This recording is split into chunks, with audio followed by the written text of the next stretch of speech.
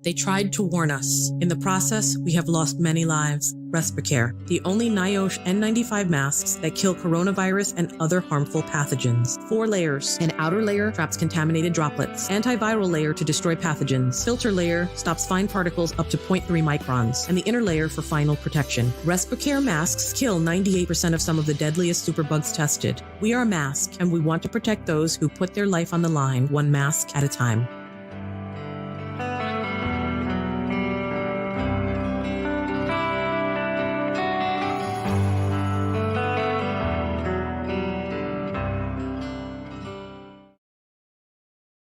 Don't touch another surface again with LifeKey. LifeKey can open any door. Use the soft, stylus tip for ATM and credit card purchases. It even has a bottle opener. LifeKey, when safety is the key to staying healthy. Get LifeKey at n95maskco.com. Use code SEARCH at checkout and get 10% off your purchase. 1, 2, 3, 4. Relax your mind. They have the authority to kill a minority. Right on the side and be invested. I'm sweeter and thicker than a Chico stick. It's damn at the stage making that sound. The turntables might wobble, but they don't fall down. Aiming at your head. I can puff Make you the up. gas for those little white lies. Lemonade was a popular drink and it's still is a fiend. Before I became a teen, I melted microphones instead of cones and ice cream.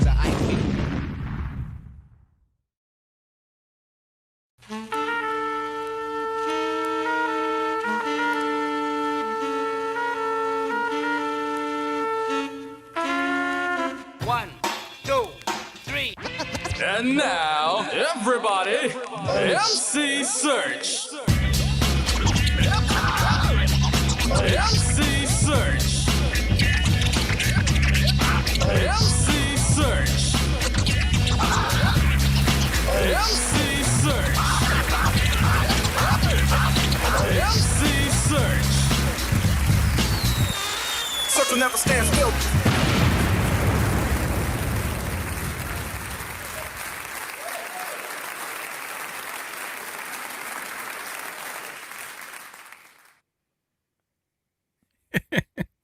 No, I'm. What's up? I'm starting the show with a moment of silence for Jacob Blake, his 3 children who had to watch him get shot 7 times in the back, and just for watching also the bravery. And I know that's, look, it's not bravery like 9/11. It's not bravery like, our police and our fire men and women who run to protect and serve the good ones, not the bad ones. Because these ferocious, and they're ferocious. They're evil. They're unconscionable police men and women who kill men and women of color violently with malice are still less than 1% of all of the other good police officers and good police men and women on the force. Problem is that those 99% don't speak up enough. They're not loud enough. So I salute all the brave men and women who protect and serve every day. But there is still a sense of bravery when you don't know what you're going to be faced with, that you basically compromise your entire career to get to the NBA. You can easily sit there and say, I am privileged, I am special, I am unique, and what is going on in the world does not happen to me because I am a celebrity athlete. I am someone who is recognized in and outside of my community. And more times than not, these things may not happen to me, right? So there is a certain amount of bravery to say, you know what? This is bigger than basketball. I'm not playing tonight. And I heard some voices say things like, well, they should they should be sued and they should forfeit the game, and the Magic should win the series just because. And there's a lot of men and women who are speaking in very harsh tones about what's been going on today. And this is not primarily a sports show, and it's not primarily a political show. What this show is it's a couple of dudes who love hip hop who talk about the culture and how the culture permeates pop culture. But the killing, the unnecessary killing, shooting, harming of men and women and persons of color, and for men and women, because the list of athletes and the list of sports teams goes beyond just the NBA and the MLB. WNBA walked off as well. This is about speaking truth to power, even when you are powerful. NBA is powerful. They have a lot of eyes on them. There's a lot of ears on them. And it's not just about the playoffs, and it's not just about the game. It is about the actions. And the actions are, how can we perform at our best when there are people being harmed and murdered? And the answer to it is play ball. Because it's not. And, besides the Bucks and besides all games being postponed tonight in the NBA, there is also, baseball teams outside of Milwaukee who have canceled games, Los Angeles and San Diego, and the Brewers and, the Reds. And, it's just one of these things where it's, at least for me, I want to have a conversation with men and women and people that I respect and love, who come from every region of this country, who represent all aspects of professional music, professional sports. And we're not going to just go one for one and have individual conversations.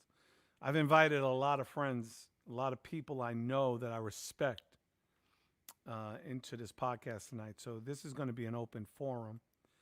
And the first person in here is actually one of the first major artists I ever met on the road. And we've been together. He's experienced violence. He's experienced the death of his manager in a hotel room early on, in an early age, as a young performer. And him and his group, Boys to Men, have gone on to do amazing things. But he's a kid from Philly.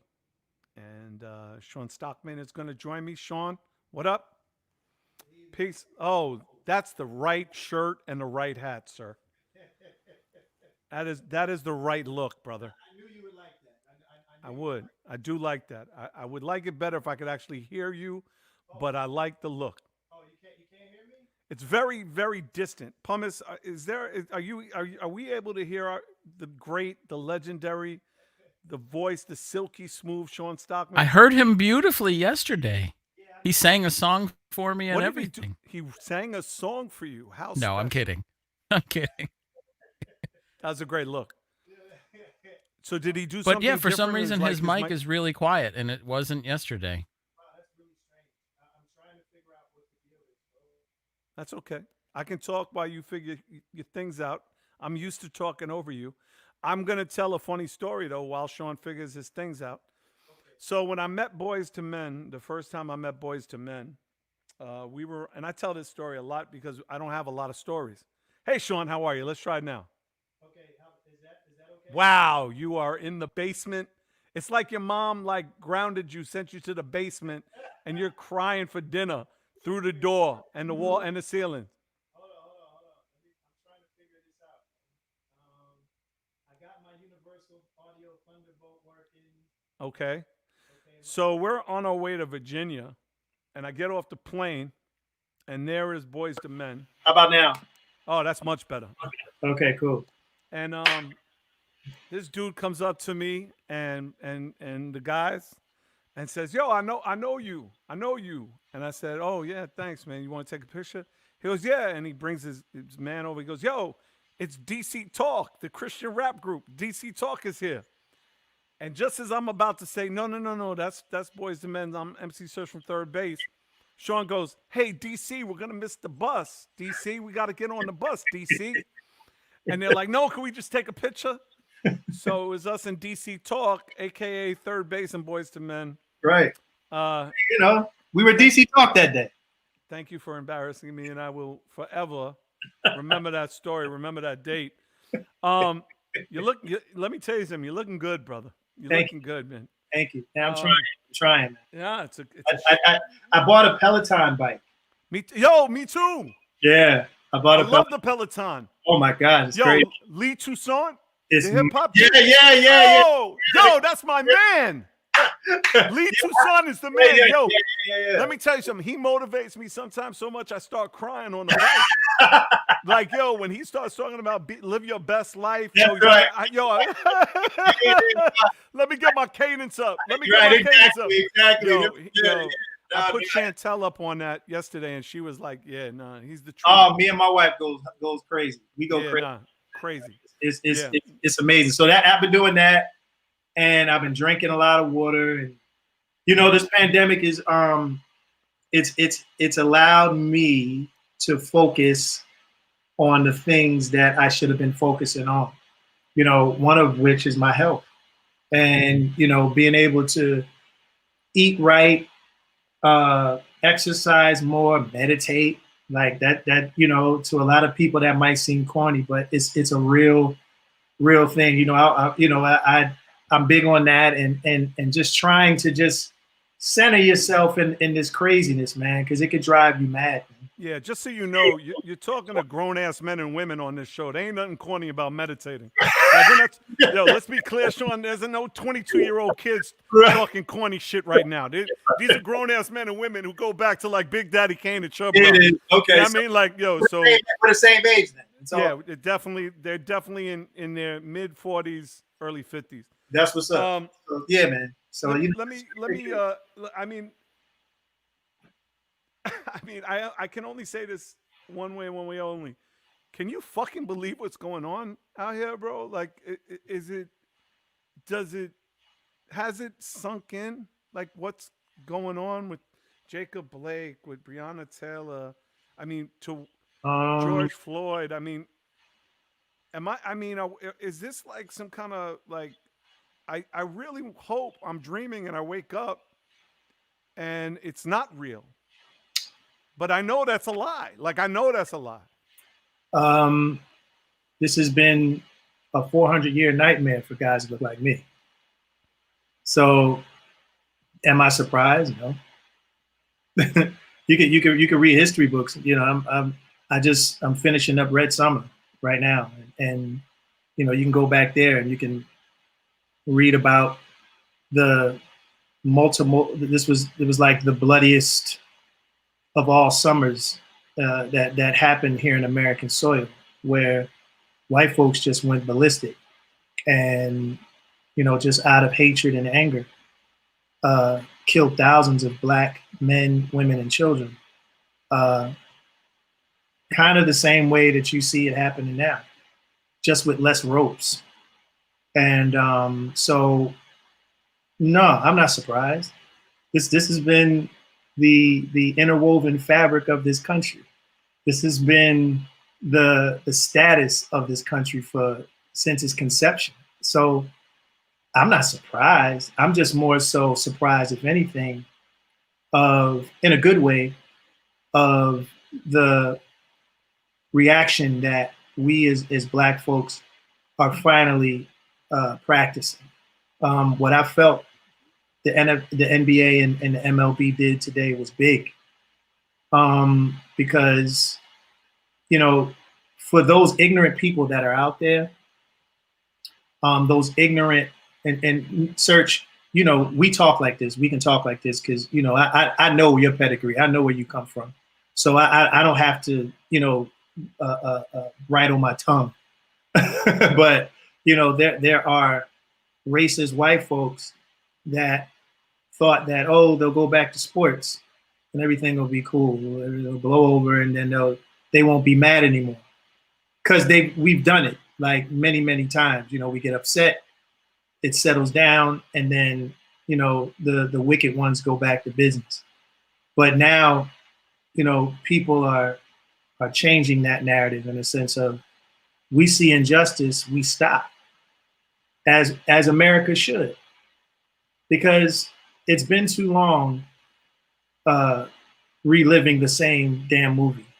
Like I said, from 1919 to Emmett Till to Rodney King to Yusef Hawkins to to all of these people that has suffered under the evil boot of racism. So I'm not surprised, Serch. I'm just in awe that it's still happening on TV. Like you would think that cops would have a little more tact, knowing that everybody has a camera phone. But that's just how deep rooted the system, the systemic, bossiness of police, and how they've treated Black people for so long, that they're so comfortable with doing this. This is just a normal day for a lot of these cops. And I said not all cops. Let me just say that. The bad ones. Right. I know personally police officers from New York, actually. The cops I know are from New York City. And they're appalled talking to him. No, I know. I mean, and when look, less than 1%, and I say this over and over again, less than 1% of the police officers in this country are the ones that are doing the majority of this. Yeah. This stuff. And I was having this conversation with someone today, because for me, I don't mind ignorance. I really don't. What I do mind is intelligence that acts as ignorance. So I was having a conversation with someone who I respect. And we started to talk about the concept of Black Lives Matter putting up the defund the police and what that means, right? Right. And the far right believe that defunding the police means to eliminate and remove police precincts entirely. So ignorant. That's so ignorant. Right. And I said to him, well, that's not what the first 3 paragraphs in blacklivesmatter.org. It's not what the 3 paragraphs talk about in defunding the police. Yeah. It is taking money from one pool, whether that's marketing, promotion, whatever that pool is, not from salaries, not from, 401ks, not from, none of that. Right. And just teaching police officers yes. about conflict resolution, peaceful resolution, and community activism.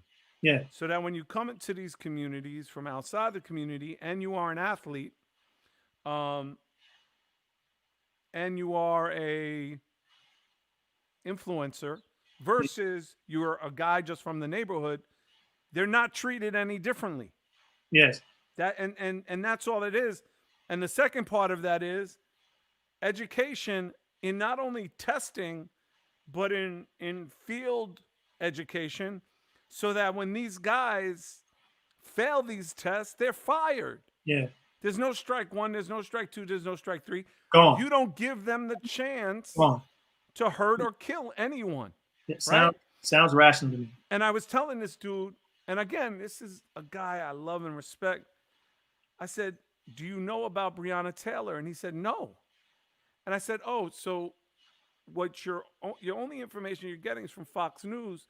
And I'm explaining to him that this young woman was an EMT who worked an 18-hour shift, was laying in her bed.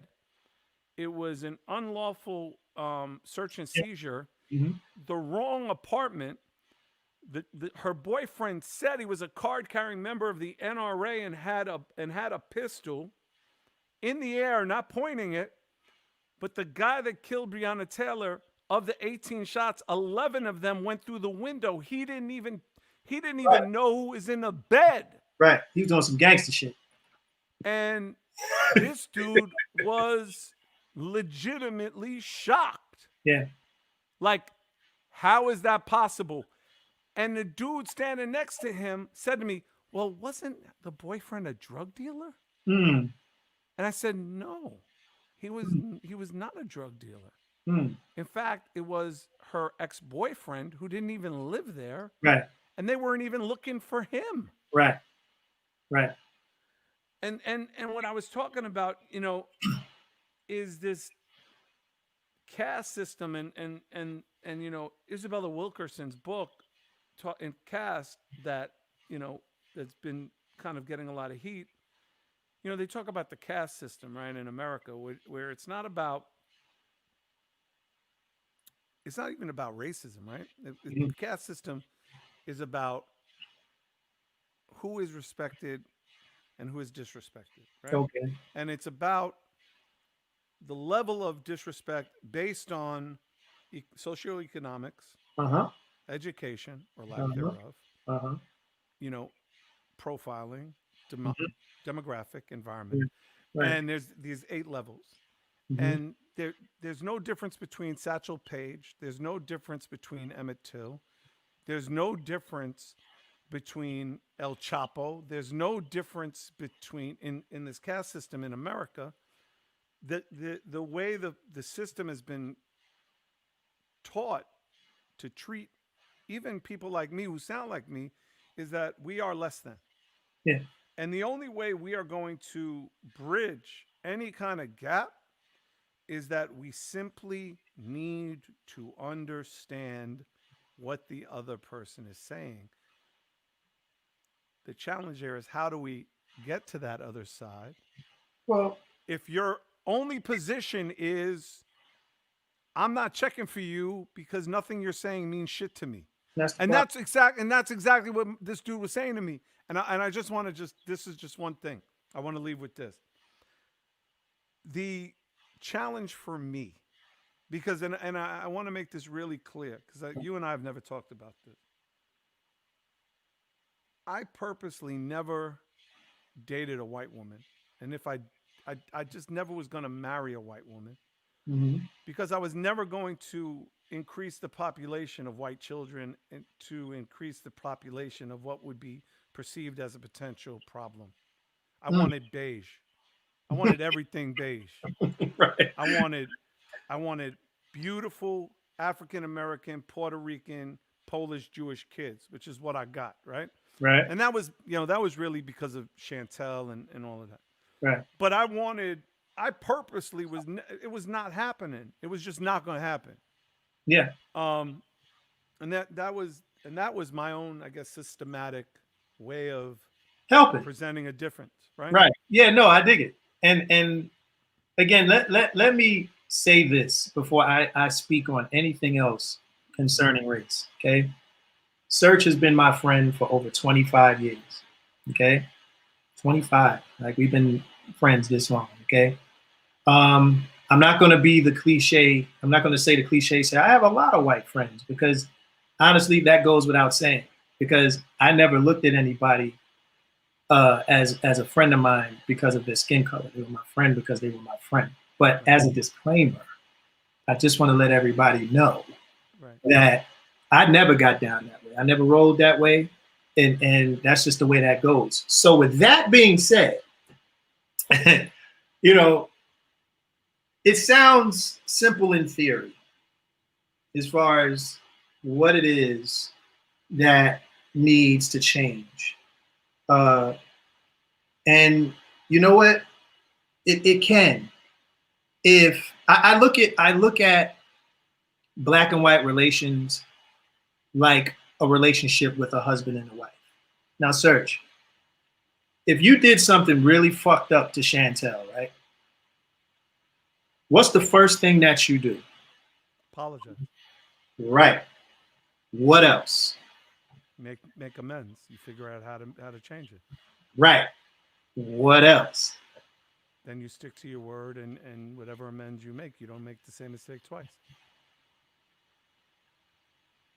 So when I hear white people say, get over slavery, you know, it happened so long ago. I didn't own slaves, right? You know, I get over it, forget about it. But don't forget 9/11. Never forget, right? Ain't that the Same thing with the Holocaust. The Holocaust, never forget. right? With the Hebrew people, they have a day of remembrance. Am I right? Yom HaShoah. Exactly. So the point is that we're not supposed to forget certain things, right? Because of the pain and the suffering that was caused for a specific group of people, right? Yep. Until you get to us. Then it becomes you're complaining, you're bitching, you're whining. Oh my God. Oh, here comes the slavery thing again. Oh my God. And all this other stuff, right? Mm-hmm. But the problem is, going back to that relationship analogy, white folks never apologized. At least the Jewish got amnesty. The Germans built like a museum in Munich to commemorate the wrong they did and the promise that they would never do it again. And now there's more young people in Munich than there's ever been in the history of Germany. More people, more young Jews are going back. The Asians that were kept in concentration camps in Canada, they got reparations, right? Yep. The Canadians apologized and said, yo, we fucked up. We are never going to do that again. Mm-hmm. Where's the apology? Yeah, no. Where's the national apology to say, yo, we know that America, and this is fact, would not be the economic superpower that it was and that it is today if it wasn't for my ancestors, my grandfather, my grandmother, my grand aunt, my family. People would not be living as fat as they are in this country if it wasn't for my family. So how dare you tell me to forget when I'm looking at you living lavish because of me and my blood? That's why we're angry white people. You never apologized. You never said sorry. You never showed that you were sorry. And today is a prime example. You never cared. You never cared about how we felt. You never cared about us as human beings. And I get it. You know what? I get it. Because if my dog, right, came up to me one day and say, hey, man, standing on his hind legs, his two legs, and say, yo, dude, speaking English and shit, and say, yo, I'm tired of eating this shit, this dog food and shit. I'm tired of it. I want steak. And I want to sit at the table with y'all, and I want to be, you know, I want to drink juice like y'all. I'd look at that dog and go, but you're my pet. You're my pet. How the hell, what the hell you mean? You want to sit at the table with me? You're my dog. Right. We were the dogs. So it's strange to white people. It definitely is. That now we're asking for equality. Huh? What do you mean? Shut up and dribble. Right? Just don't get out of here, man. Don't give a fuck about how you feel, man. Pay my rent. That's all. You know, come on. What's the guy? The Clippers, the owner? Yeah. They got caught out there. That's how they feel. And we know that. And it's been taken, and we've had to keep our mouths shut for so long because as a black person, even with my group, right? A lot of people will look at Boys to Men and what we've done, right? Now, mind you, we were black kids from the ghetto, right? Respectively, Yeah. Southwest, Southwest Philly. Nate's from South, Wanye's from Richard Allen Projects in North Philadelphia, and Mike might have had the nicer ghetto, which is Logan, right? So we knew the game. We're like, listen, and thanks to Michael Bivins, it's like, yo, we're gonna put on some bow ties, we're gonna put on some sweaters, and we're gonna seem unassuming because we don't want to scare these white folks away. Not to mention, that was just our personality anyway. Even though we came from the hood, we were kind of geeky. You know what I'm saying? So, Right. so it kind of fit us. You know what I mean? Like we were singing classical music in high school. Right, So right. we kind of our palette creatively was a little different than the average dudes from the ghetto. So that fit us perfect. You know what I'm saying? Mhm. But a lot of people in the industry kind of wrote us off, and I still hear it a little bit, as sellouts. Oh, they too soft because they wear bow ties and all this other stuff. Meanwhile, you got friends of mine, let me just say this for the record too, called Jodeci, right? Church boys from the Carolinas and from Virginia, right? They weren't thugs. Not until they got on the stage. Exactly. Not until they made them records. Exactly. They were not thugs, guys. They weren't thugs. Yet, Right. in the hood, they're considered these urban, Street dudes. street dudes. Yeah, they were the corner dudes singing on the corner for real. Right. You know. No, I get it. No, You right. feel me? Like it's funny because I look at my people, right? Mhm. And I say this with all types of endearment, that I love them, but at the same time I can't stand them because we kill ourselves with the things that we say, the moves that we make, and the actions that we practice.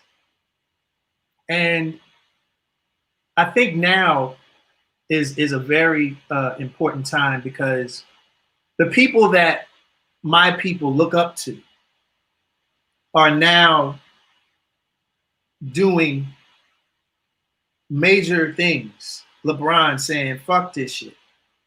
I ain't playing no more.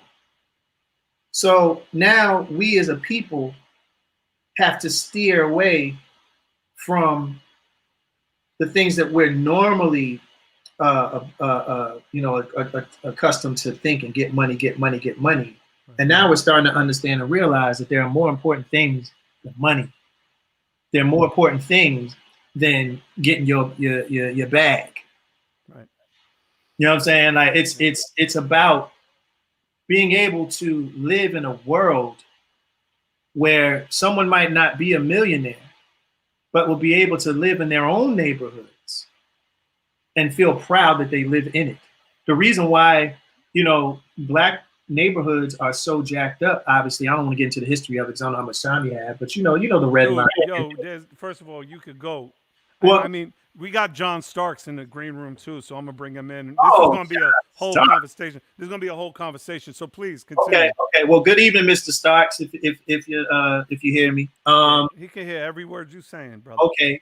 Well, here's my thing, right? Defunding the police means that the money that they used to have should go to the neighborhoods that they police. So the reason for that is Black folks never felt like they owned shit, even their own neighborhoods. Right. We felt like we didn't own anything. Mhm.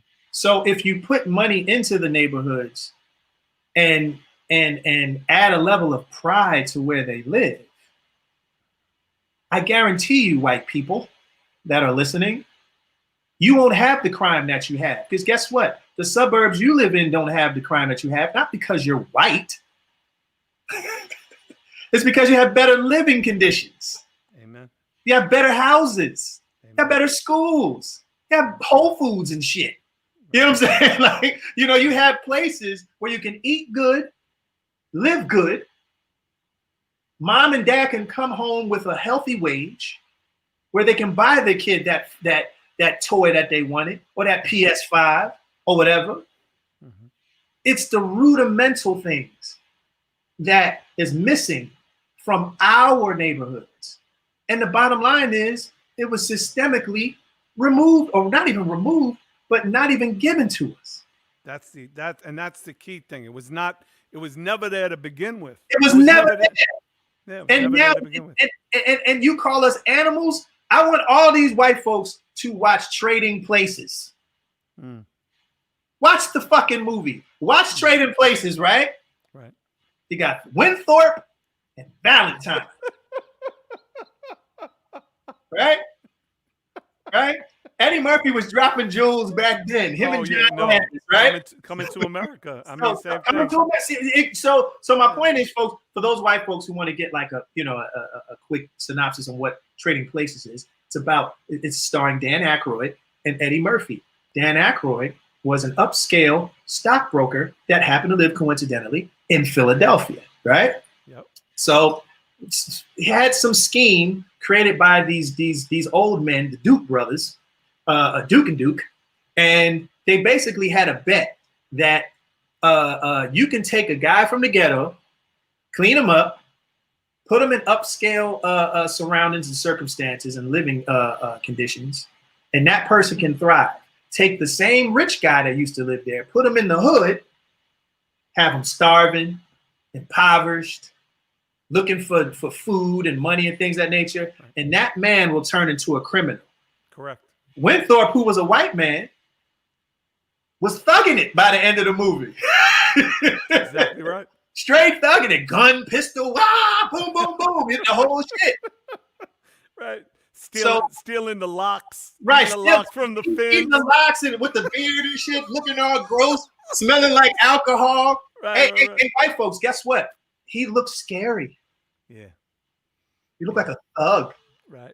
He had a gun. He had drugs and everything. Right. Ain't have nothing to do with his fucking skin color. Right. So you racist motherfuckers, y'all stop that shit. Y'all stop saying that, oh, being a thug is a black thing. That's bullshit. Because I tell you one thing, you go to certain places in Detroit, you go to certain places in the heartland, you go to certain places in this country, and you'll see some white folks that look just like you thugging it. Not because they white, but because they live in meager conditions. I want to yeah. No. Stay here. I want to introduce, to me, I mean, just to say this dude's name is on my show is crazy. John Starks. John Starks. Yo, dude, what's going on, Serch? What a pleasure. Yo, the pleasure's all mine. First of all, how you doing, Sean? Joining us. Good evening, Mr. Starks. Good. Thank you for joining us, and just thank you for your contribution to the game. Two of my favorite personal memories is obviously you dunking on Jordan was incredible. But I got to tell you, John, the other thing that I got to give you credit for, and I didn't really give this to you. I really didn't give it to you until years later. Was the '94 finals when you shot over 17, and I was pissed. Mm-hmm. I was pissed. You kept trying to throw up them trays, but I get it now.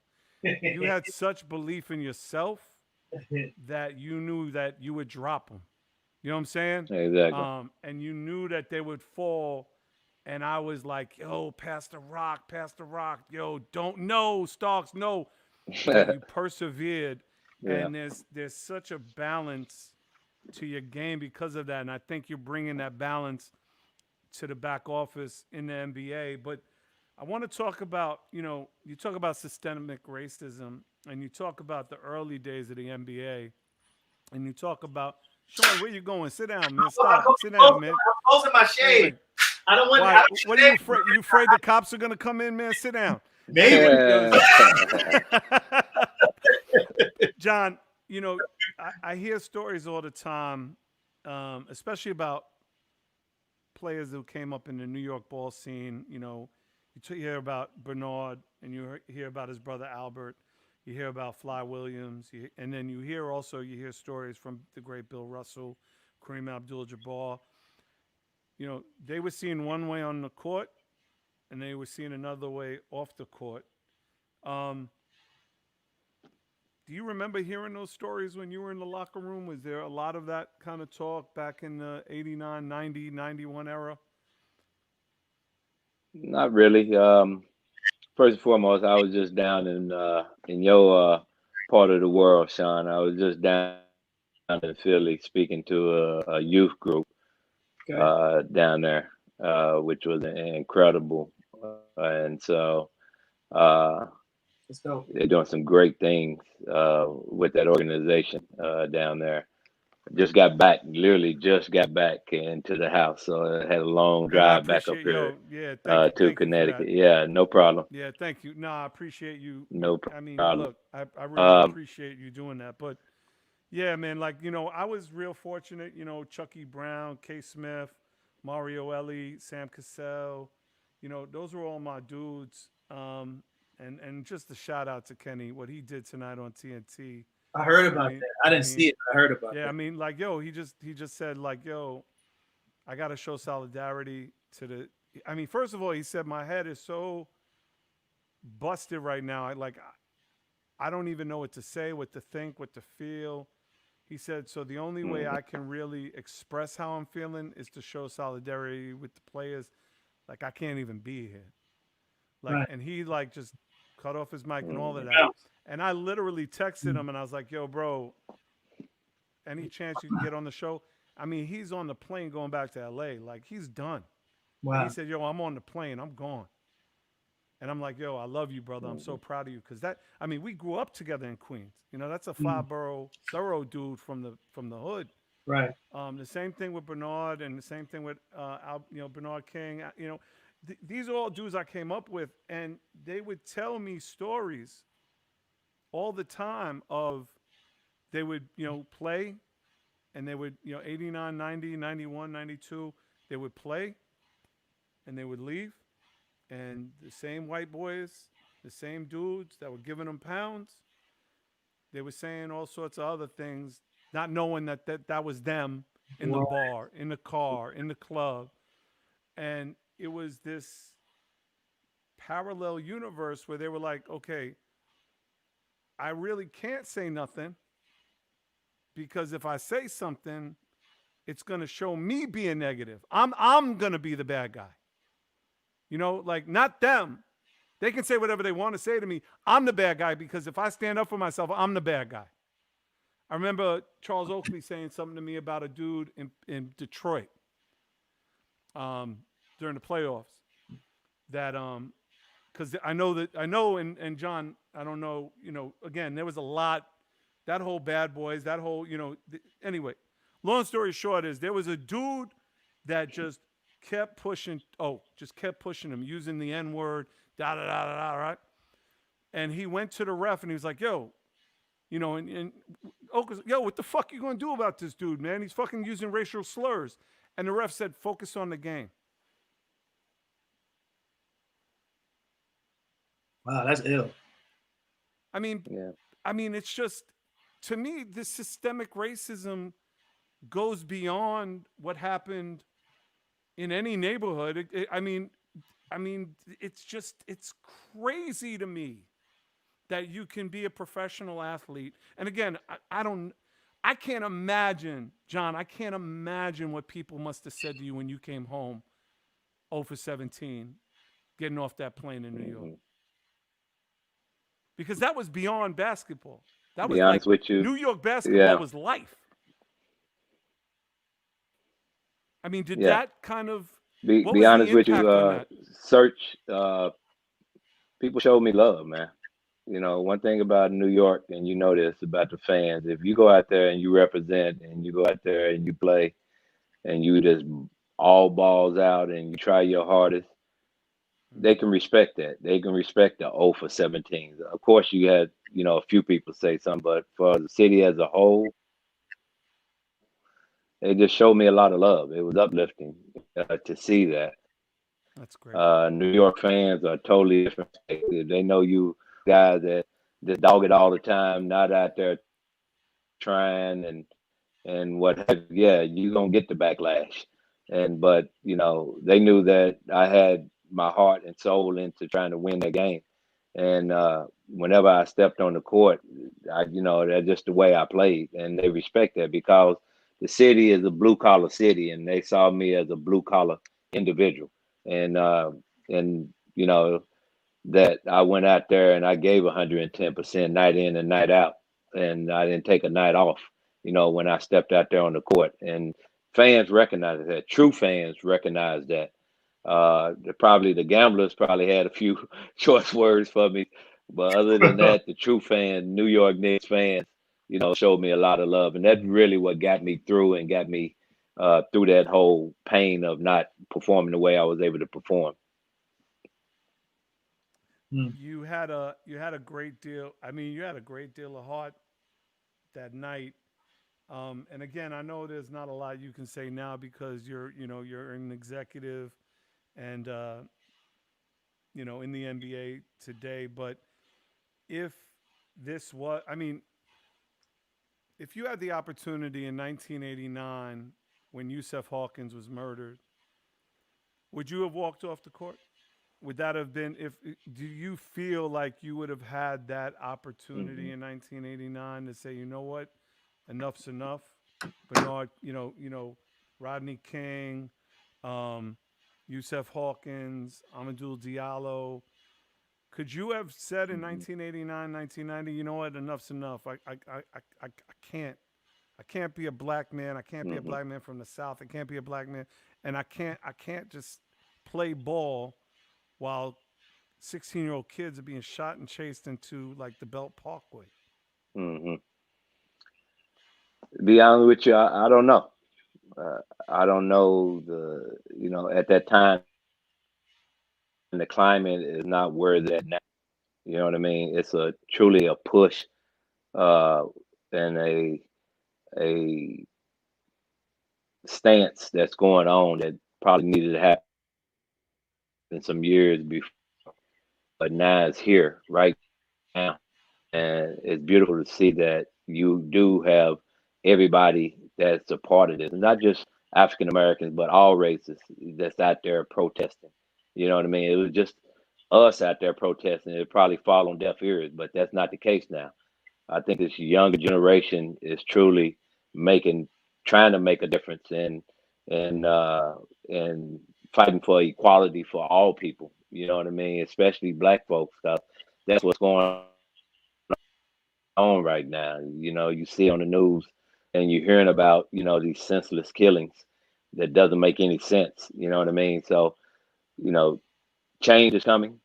And I truly believe I always look at the good in people before I look at the bad. You have to show me that you bad. Don't care what your color is when I first meet you. You got to show me that you bad. I always see the good in people. And that's just the way I was raised, by my mother and my grandmother. And so at the end of the day, I think this younger generation and a lot of it, you have to put a lot of what's going on with this younger generation because they grew up in the hip hop era.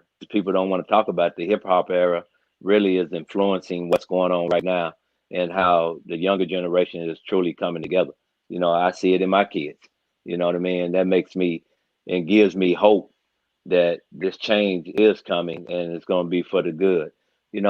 Us as Americans, we're supposed to be a model society, but right now that model don't look good around the world. So for me, I think it just continue to keep pushing forward. Like I did on the basketball court. You got to continue to keep pushing forward, and something will happen. But it's going to take a collective effort from everybody, not just us as people, but from everybody to get in this fight to make this, this change in society. So, and I truly talking about, from a monetary standpoint, on trading places. As funny as that show was, it truly had a meaning behind it. You know what I mean? If you change the living conditions and the environment, and I think about this all the time, that and I grew up in certain areas of Tulsa, Oklahoma. That's where I'm originally from, and I knew how that made me feel. Then we moved to another area in the city, and it was much better. Your whole mindset changed. You know what I mean? Right. You feel like you got some hope that you can make it. You know what I mean? That's So right. I truly agree with what Sean was talking about from a monetary standpoint of what needs to happen within these cities, because every day you go out and you see ruins every single day, how that going to make you feel? You know what I mean? If you fighting to eat every single day, to put a meal in your stomach, how that going to make you feel? And you say, Yeah. okay, you need to go education. Education is definitely a key to your success. But when that kid is going to school every day hungry, and that teacher up there trying to teach him, all he can think about or she can think about is eating. Where I'm gonna get a meal from. Right. So, it have to change in that instant. But first, we as adults, and have to get equality, what's going on out here in the world, and it has to be for all people. Will It's you funny. It's funny, John. Like that's why a lot of kids, as recently as now, take basketball contracts and leave high school or even college early, because they're trying to change their living conditions, not just for them but for their families and stuff like that. So, education, opposed to being able to move out the hood, takes precedence a lot of times. Not saying that those kids aren't any less talented, but again, it's your thinking that is altered when you have to decide, whether or not you're going to continue in education or you're going to eat better. You're always going to choose the better food. You know what I'm saying? So it's always Yeah. been, that underlining nuance of struggle, even Mhm. with kids that turn into millionaires overnight, because Mhm. they understood that this meant a new life for them, which is one of the reasons why, again, they we folks, we play so hard. Mhm. Not saying that we're not talented naturally, but you go a little harder, shooting them free throws at practice when that might change your life, and that you can get your mama that oven that she always Mhm. wanted. You understand what I'm Oh saying? yeah, oh yeah, I feel you on that. Yeah, You know but what I mean? I always say it's just about kids, and I was kind of up in the air on kids leaving school, but at the end of the day, it's like what you go to school for is to get you a good education, than to graduate and get a good job. And Yes. people say, why they leave school so early for? Well, I put it like this: if you go to school for get a tech job, and a big tech company come offer you $1 million to leave school now, and you could start working right now for $1 million, what would you do? You taking that. At You, 18, you, 19, you're gonna take that $1 million, you gone. You know what I mean? And so I don't get upset with kids leaving school now. You know what I mean? Because that's what they go there for. That's their job, is to graduate. Obviously, if you can get that opportunity to do that, or you're going there so you can take that next step to the professional level. And so, um, you know, millions and millions of dollars. yeah, You got people who work their whole lives and don't even come close to that. You know what I mean? These guys get yeah, that in a 1 year span. So um, education definitely for those. I was, because I'm very, very, from an athlete standpoint, and we're in two different two different buckets, so to speak. And so in that one bucket, if it's empty and you got another bucket you can jump into, it's full, you're gonna jump into that other bucket very quick. So Yes, sir. Yeah, absolutely. There's another brother I want to jump on, another legend from the legendary group UGK. Bun B is on here. Bun Hey, B, what's good, what up, Pop? man? How we Welcome. doing, everybody? Got John Good, What's Stark, man. going How on, Sean are you? Bun? Stockman. Got a lot of heroes on, a lot of my personal heroes on here. Bun is one of my favorite MCs. I get geeked. I mean, yo, this is crazy. Like, I'm talking to three of my favorite people in the world right now, and just like John Stark. I mean, it's John Starks, man. Come on, man. Like, Right? and it's Bun B, man. Yo, first of all, I'm glad you and your family are safe. That the hurricane isn't gonna affect you and your family over in Houston. Well, I But mean, it will affect us in certain ways, right? But right, we won't be bearing the brunt of the storm. But we will probably still deal with some heavy rain, some power outages, Right, right. things of that nature. But like the 140-mile-an-hour winds won't be hitting us. yeah. These Mm. 15-foot storm surges won't be hitting us. But Thank Wow. goodness. uh, a lot of the areas, like the city where I'm from, where I was raised at, they're going to be affected heavy. My wife just told me they're looking at 12-foot storm surges in the Dang. city of Port Arthur, and then along the Louisiana coast, this whole what they call the Texas coast area, Texas, Louisiana, coastal area. They're going to get hit pretty hard. Mm. So Yeah, I can just only take so much relief from the yeah, fact of just what it's going to do to me personally. But I have no idea what the house I grew up in is going to look like in 24 hours. Mm. yeah, Wow. and just so you guys know, the what it just been upgraded to a category 5. It did. So Oh, my prayers to everybody in Wow. the Queen, Tesla, That's gonna Port hit hard, Charles. man. Yeah, it's a 5 now. yeah.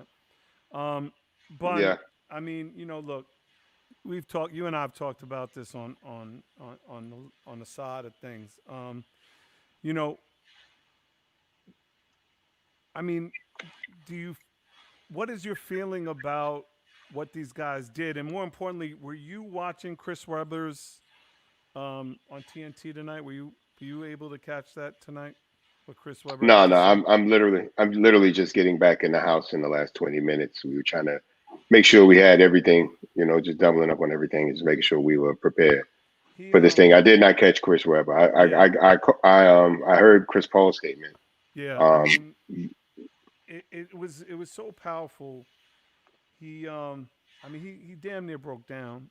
Um, and one of the things he said to me, and John and Sean, I'm gonna go back to the coming to America thing, because I'm sorry, trading places, because there's something that happens in that kind of came back in coming to America, and I'm gonna fill one on that. But he said that one of the things that affected him the most today was he had to tell his nephew, who's autistic, what murder was, and that he had to literally tell him, and he had to know about it before he actually saw it in a movie that was real before it was dramatized. And wow. it broke my heart as a father, but it broke my heart as a human being. And I'm just having I'm having this issue, and the reason I really wanted to have this conversation with all of us, from music, from sports, from music and sports, with you, Bun, is this enough? Is it enough to? I don't mean to stop it. I'm not being romantic, but is it enough for what these athletes are doing, what they're saying, what they're promoting? LeBron just got on Twitter on a very impassioned, profane rant, basically like, fuck this shit, I'm out. Like, fuck ball, fuck all this shit, I'm out. Is it enough to at least bring some sort of communication to the table where there'll be a resonance above and beyond, and the fingers will start being pointed in the right direction? Well, I mean, it depends on who you're trying to have this conversation with, because we've been trying to have this conversation with society for decades now, um, about what the police have been doing to Black people in the community, right? But there was never really a visual tie into it. So I think that's the difference now. And then what happened with George Floyd was, it wasn't something that you came home to and saw on the news from work or whatever. Everyone was at home watching what happened in real time. So I think it hit everyone a little bit different. But I don't know what more you could say and what more we could possibly do to, bring the level of concern that we have for our community and our people to those in power, right? I don't know what more we could do. I mean, what the NBA did today was really more about an act of solidarity than anything. It's about letting the people in the streets of America know that they stand with them and that they share their concerns. I mean, for the Bucks to lead that charge, I think is a big deal, because the reality is that this happened in Wisconsin. That's where these players live during the season. Some of them live there in the off season as well. And so what happened to Mr. Blake could have happened to any one of those guys. And I think it starts to hit a little bit home when these things happen in your community and in places where, a place where, it could have happened to you, right? It gives it a little bit deeper resonance for these things. And, Steven Jackson and Kawhi Leonard I'm sorry, not Kawhi Leonard. I can't think of the brother's name from the Nets. But anyway, there was another NBA player. I don't know why I can't think of it. Kyrie. Yes. Thank you. Yeah. Kyrie and Steven Jackson were of the mindset that we didn't even need to start the season, right? Like we should, because, obviously dealing with COVID, everybody's going through a lot of stress, right? And the idea is that sports is entertainment and that the entertainment will give us a break from reality. But I think what Steven and Kyrie were trying to say is that we don't necessarily need a break from reality. I think we need a deeper focus, right? And so they still, as a collective, decided to go ahead and try to continue the season. And then this happens again, and it kind of hits everybody right in the face. And it's like, yo, how can we possibly concentrate on that when this is happening in this country? And for some of us, particularly with the Bucks, it's happening in our community. It's happening in our home state. And I just feel like, we have to keep fighting the good fight, because it's, people fought it before us. People fought it before them. We're the children of those that fought for the civil rights. They're the children of those that fought against Jim Crow, segregation on into, sharecropping and slavery or whatever. And there's been increment changes, right? They'll give us a little bit, 2 steps forward, 1 step back, so to speak. But it's the good fight, it's good trouble, as the late great John Lewis would say. But I don't know what more we could possibly be doing from an activist standpoint, from a protesting standpoint, from a rallying standpoint, to give the powers that be what they need to go in and affect change. Right? One of the things that John, I'm going to point this out to you. Obviously you're from Oklahoma, so, you talk about Juneteenth and you talk about what happened in Tulsa. Was that something that was a motivating educational factor for you coming out of Oklahoma? Was that something that your grandmother and your mother made sure you recognized, so you carried that with you into your professional life? Well, yeah, I did grow up. My grandmother actually was born 1921 when those riots happened. Black Wall Street, as it was called back then, where you had prominent black businesses, throughout North Tulsa, and destroyed.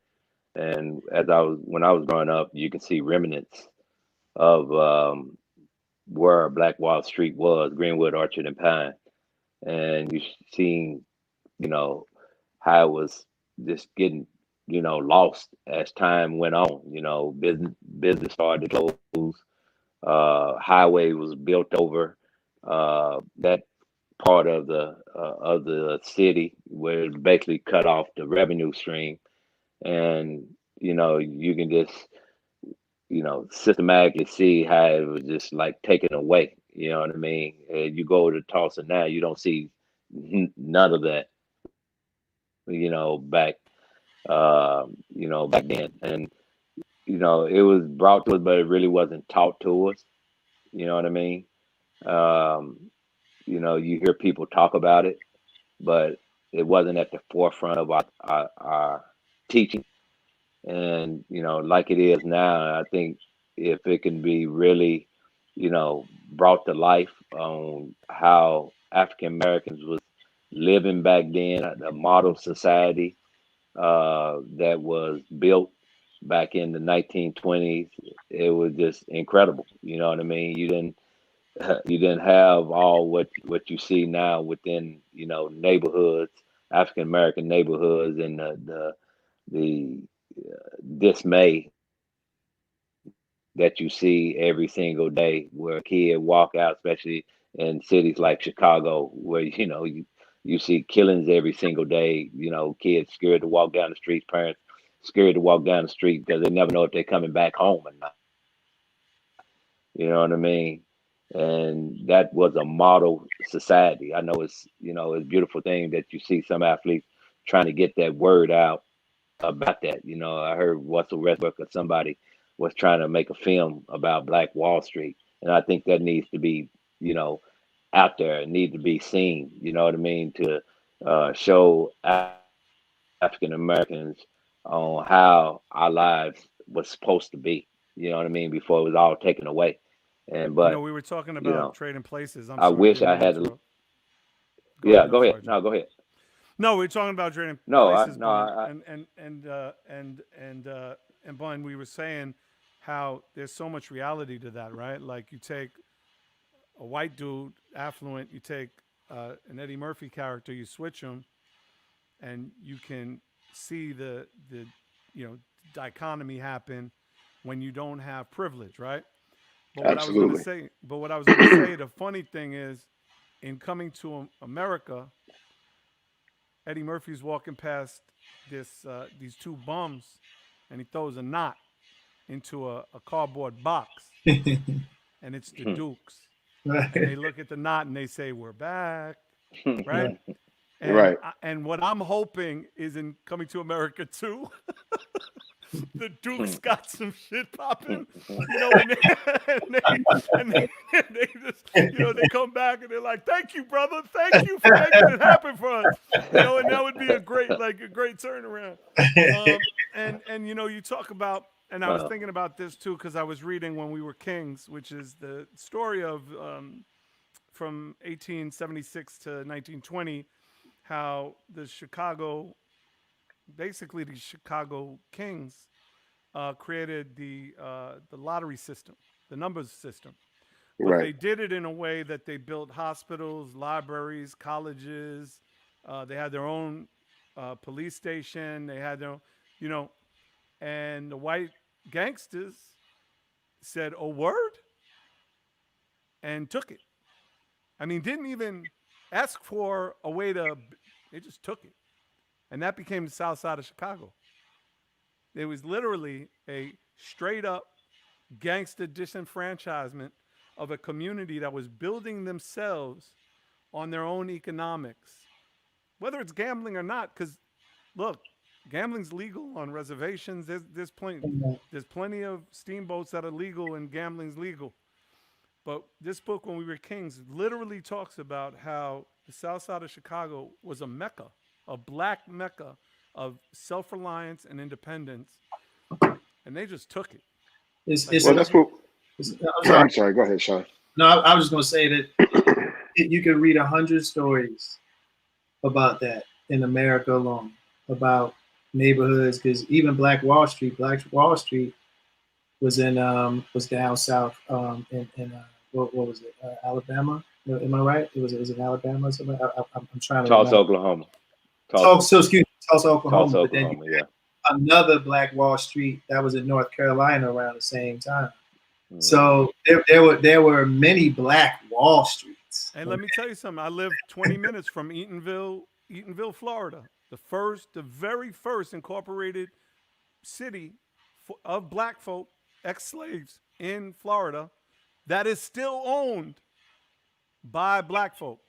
And Yeah. now, mind you, it's a little dilapidated, but they're building a beautiful museum. Mhm. Communities come together. They've raised money.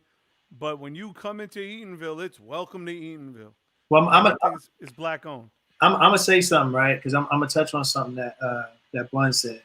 But I'm gonna say this: my father, God rest his soul, told me, as a kid when I was a teenager, he was like, white folks break the laws first and create them so no one else breaks them. Right? Very astute. All the laws that were created was because they did it first. And they saw how fat they got breaking those laws. It's like, we can't have anybody else doing that. Hey, I can tell you, my mother, may she rest in soul, told me when she first came to this country that the LES, downtown New York, there were signs that said, no Jews, no blacks, no Irish. And Jews were the first. No Jews. No, you could not work downtown in New York if you were a Jew. That's no wild. Jews, no blacks, no Irish. Yeah. And that's she couldn't. And that was it. And they all had an enclave. They went to Brooklyn, moved into East New York. New York, which is now a black predominantly. My grandmother, may she rest her soul, lived in Brownsville to the day she died. Lived in the same project that she moved into in 1933. Lived in the same 21H. Lived in the same apartment from the time she was 27 years old to the time she was 94 years old. Did not move because she was afraid. Wasn't no other reason. She was afraid that if she left that apartment, left that neighborhood, they would send her back to Prague. And she had to hide in a lit stove that the Cossacks came and lit us. She had to hide in a lit stove to protect herself from getting out of that country. Yeah. Oh, money was supposed to be made for just a group of people, not for everybody. And to touch on what Blunt said, as far as not knowing what else to do, because we seem like we exhausted everything. We talked to you. We tried to have intelligent conversations and roundtables and all that other stuff. Well, guys, you could take a page from American history itself. Back in 1773 with the Boston Tea Party, right? That was a protest, a riotous protest, by the way. You know how people talk about, rioters and looters are criminals and this and that and another thing, but the country was born on riots. Okay, dumping the tea over the boat in Boston, right? And not only was it a riot, it fucked up the English people's money because they threw tea over the water. That was money lost, right? Fast forward to 1955, right? A young lady by the name of Rosa Parks was on a bus. Didn't want to get up from a seat. The Montgomery, Alabama riots or protests, started, right? That lasted from 1955 to 1956. If I'm not mistaken, was Lyndon Johnson in office at that time? Not until 1964. No, not then. So who was president at that point? It was Eisenhower. Okay, thank you. Okay, so Eisenhower, basically, because the riots lasted so long, he had to sign an agreement to make sure that the black folks was able to ride on the bus. Now, a lot of people would think that was like a flip. Oh, there's some change and stuff like that. Well, the 60s happened after that. So we know that it wasn't because they liked us, right? It was because of the fact that year when we were protesting, our families and ancestors, they were taking cabs where the cab drivers were black. They would make the fare the same amount as the bus ride to and from work. People were doing horse and buggy. They were carpooling and all this other stuff. The Montgomery, Alabama bus company clientele was 75% black people. They were about to go out of business.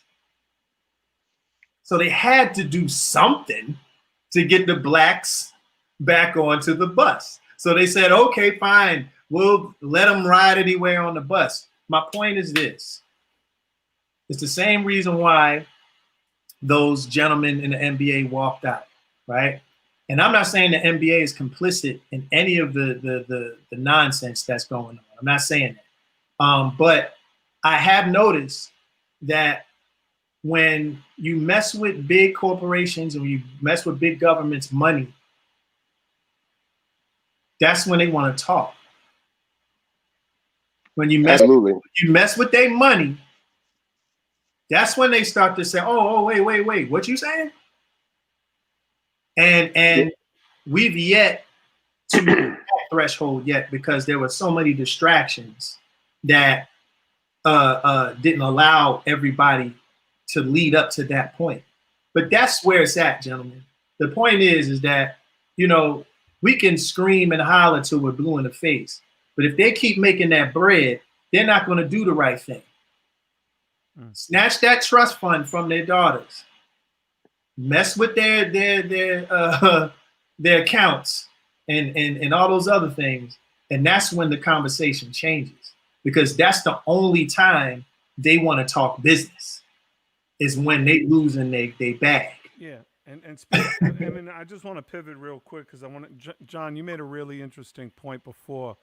You were talking about the power of hip hop, and you see the change that hip hop is bringing to this country, and you see it through your children, and you see it too in terms of not only the power of the music, but also the kind of what they feel and how they feel.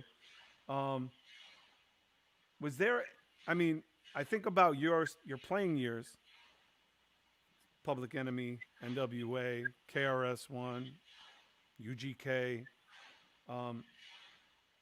There was a lot of powerful music during those days too. I mean, I remember, it's one of my favorite stories. I had just released Illmatic in '93, and I came to see the Houston Rockets. It was the year my daughter was born.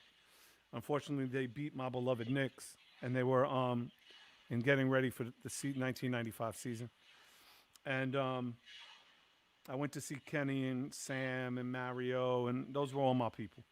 And the whole conversation we had, John, wasn't even about basketball. We went into the parking lot, and all we talked about was the OC Word Life album, the new UGK album, who do we like more, the Nas or Big, like it was all about music. And they were talking about, like, I remember Rudy Tomjanovich, he had a period of time during that, I was literally sitting there in a room, and for the last 15 minutes, it was hip hop. Like, he allowed music to be played, and they start balling. I'm talking about Hakeem Olajuwon acting a fool. Like, they started balling and hooping. They just relaxed, right? Playing one-on-one, fooling, like all of that. Was that I mean, you're in New York, man. Like, and I don't even want to say it like New York. You were in New York, man. Like, you're in the epicenter. Like, what was that like? Like, I spoke to Oak. Like, I know what was in his Walkman. Like, he didn't have ear. It was his Walkman.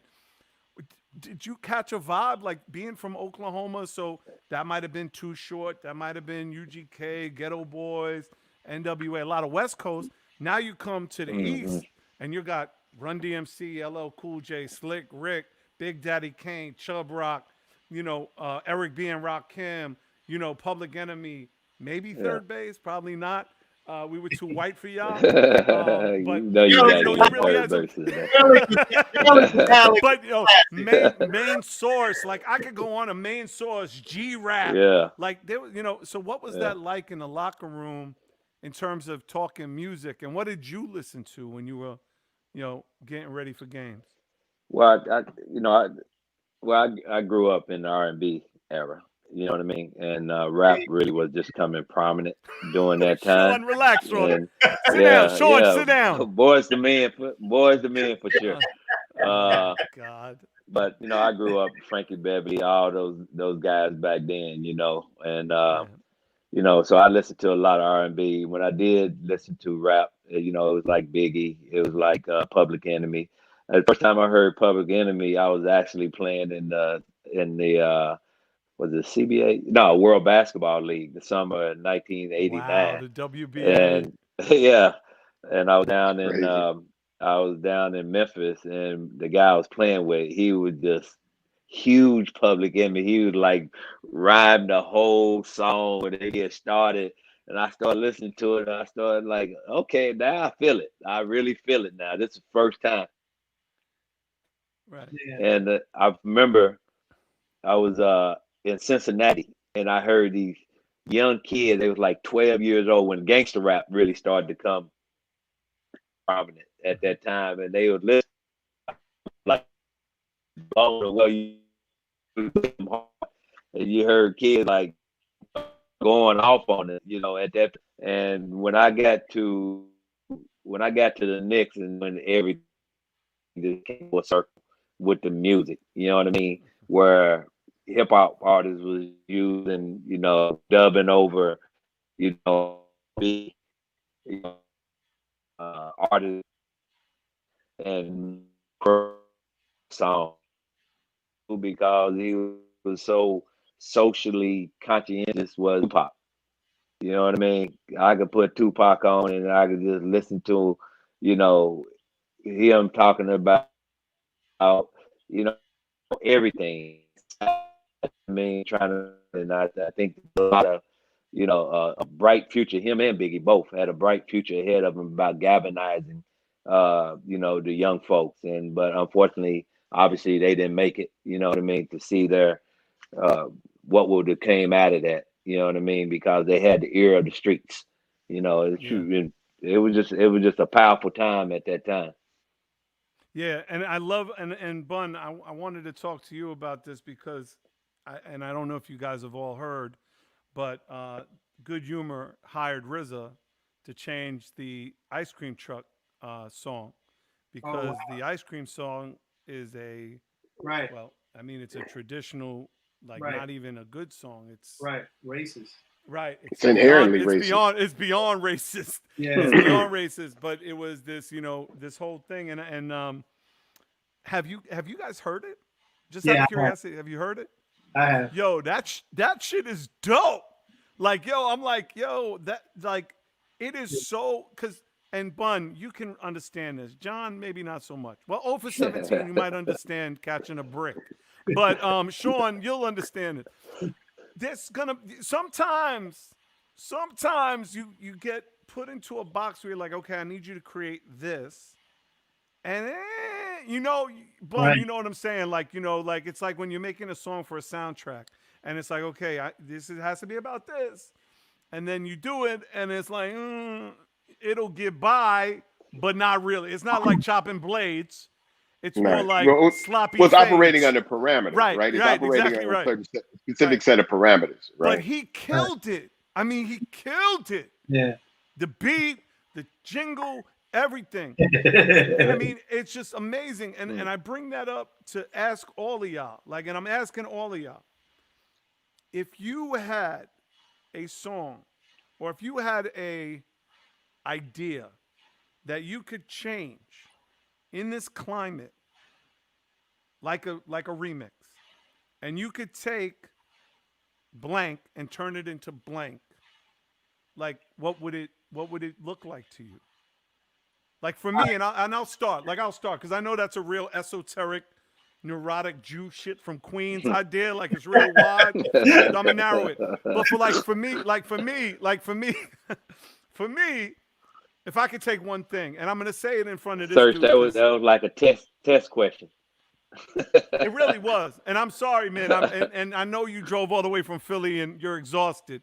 And I'm not trying to do this, but I'll give you a perfect example of what I'm talking about, John, because just talking to you is just like, it's an honor because I'm a New York Knick. Like, you got to understand, man, I'm a kid from Queens. I suffer. Jets, Mets, Knicks. I'm born to suffer. Yeah. Right? Poor guy. But poor guy, for real. We didn't have Allen Iverson and Ben Simmons, and we didn't have none of that. We didn't, all right? But for me, I would take. We was putting it down. Hold on. We was putting it down back in the 90s. Now we didn't grab that. No. Let's be clear. You were putting it down in the 90s. No. That's true. No. There's no doubt. But here's the thing, John. What I'm saying is, yes, you put it down in the 90s, and then we had Charles Smith, who fronted Under the Rim. We had Game 7 where Pat missed a layup against the Pacers. And then we had 0 for 17. So all I'm saying is, brother, if I could change one thing, if I could make one thing change in this climate, in this I would turn 0 for 17 to 17 to 17 and get a ring. That's the one thing I would change in 2020. I would turn Houston, Texas, 0 for, yes, Bun, you, 0 for 17 to 17 for 17, and we would have a ring in 94. Even though all those done, K. Smith, we had Mario Ellie was on the show. He talked about that season. I mean, that's what I would change. That's what I would change. All right? I'm going to now go to Sean. Sean, if there's one thing you could change, what, in 2020, the vision, right? We're 2020 right now, right? So let's turn a negative into a positive. Let's turn 2020 into vision. If there's one thing you could change, not sports, politics, romance, education, influences, anything. I had to say that in front of John. Do you understand? Yeah, right. Do you understand the pain? So, we ain't been shit since 94. We ain't been shit. I can't say that, Serch. You know that. I know. We didn't have some good I'm years saying that. Listen, John, we didn't have some good years thank since you. 94. John, thank you. I thank you, Yeah. Allen Houston. Thank you for what you've done for that organization. Thank you. Appreciate Thank you. that. That's Thank real. You. Thank you. But John Thank you. Dolan could just please send him somewhere. I'll buy the team tomorrow. I got about 10 friends. We'll buy the team. I got 3 or 4 billion. Tell your man, I'm ready. I'm ready. But no, seriously, thank you, brother. Thank you. Anyway, I'm sorry. you talking about change for this year? Jim is fine. Jim is fine. We're gonna be all right, man. Just hang in there, all right? Okay. Yes. John, thank you. You're welcome. No gas face given to John Stark. Sean, if there's one thing that you could change, if you could turn 2020 into that vision, that 2020 vision, right? Because 2020's been terrible. Yeah, it's awful. It's not 2020. We're seeing really things like 2040. Right. I'm bugging right now because I'm actually thinking that you got Justin Bieber behind you. That's how fucked up 2020 is. I do actually. It's a plaque. Like we did his Christmas record like a couple years ago. Yeah, that's just no. It's been a long day, right? Like I don't really see that. That's not real, right? No, it's real. See, this is what's wrong with 2020, brother. But see, right, positive. But in front of me is the Boomerang soundtrack. Like this, that's a what is that? 2 million records. There you go. End of the road. There you go. Anyway, if we could change the focus, 2020. Right, but before I say it, I would like to say that like real quick, Bun. Like I come from Philly, right? So in Philly, there weren't too many UGK records being played, right? But of course, I happen to marry a young lady out of Toledo, Ohio, right? And I was working with a couple of artists up there, and this was like I don't know how many years ago, but it was a while ago. And one of the rappers that I was working with let me hear High Life. Bruh. Yeah, no, Bun, that's a that's a hell of a record. That's a great way to be introduced to it. Yo, amen. I would forever change, my G. Like I was like, yo, I never knew. Like you know what I'm saying? Because we were introduced to you obviously through Jay-Z. You know what I'm saying, with the Big Pimpin' John and all that. Of course. Stuff. We didn't know who UGK was, but I was like, yo, they could spit, right? You know what I'm saying? And like I said, the gentleman from Ohio showed me High Life. Bruh, that's one of the most soulful records I have ever heard in my life. Like one of the most soulful records. Yo, thank you, my brother. Your third verse, bruh. Like I was like, yo, Bun is smashing rap. It's one of the dopest records like in hip hop. It was, it was a perfect marriage between Pimp C's melodic voice, crazy, and his laid back, crazy. I mean, but Bun was an MC. He Oh was my an God, MC bruh. from H Town. Like I, that. I say all that to say I respect, love, and Thank respect. you.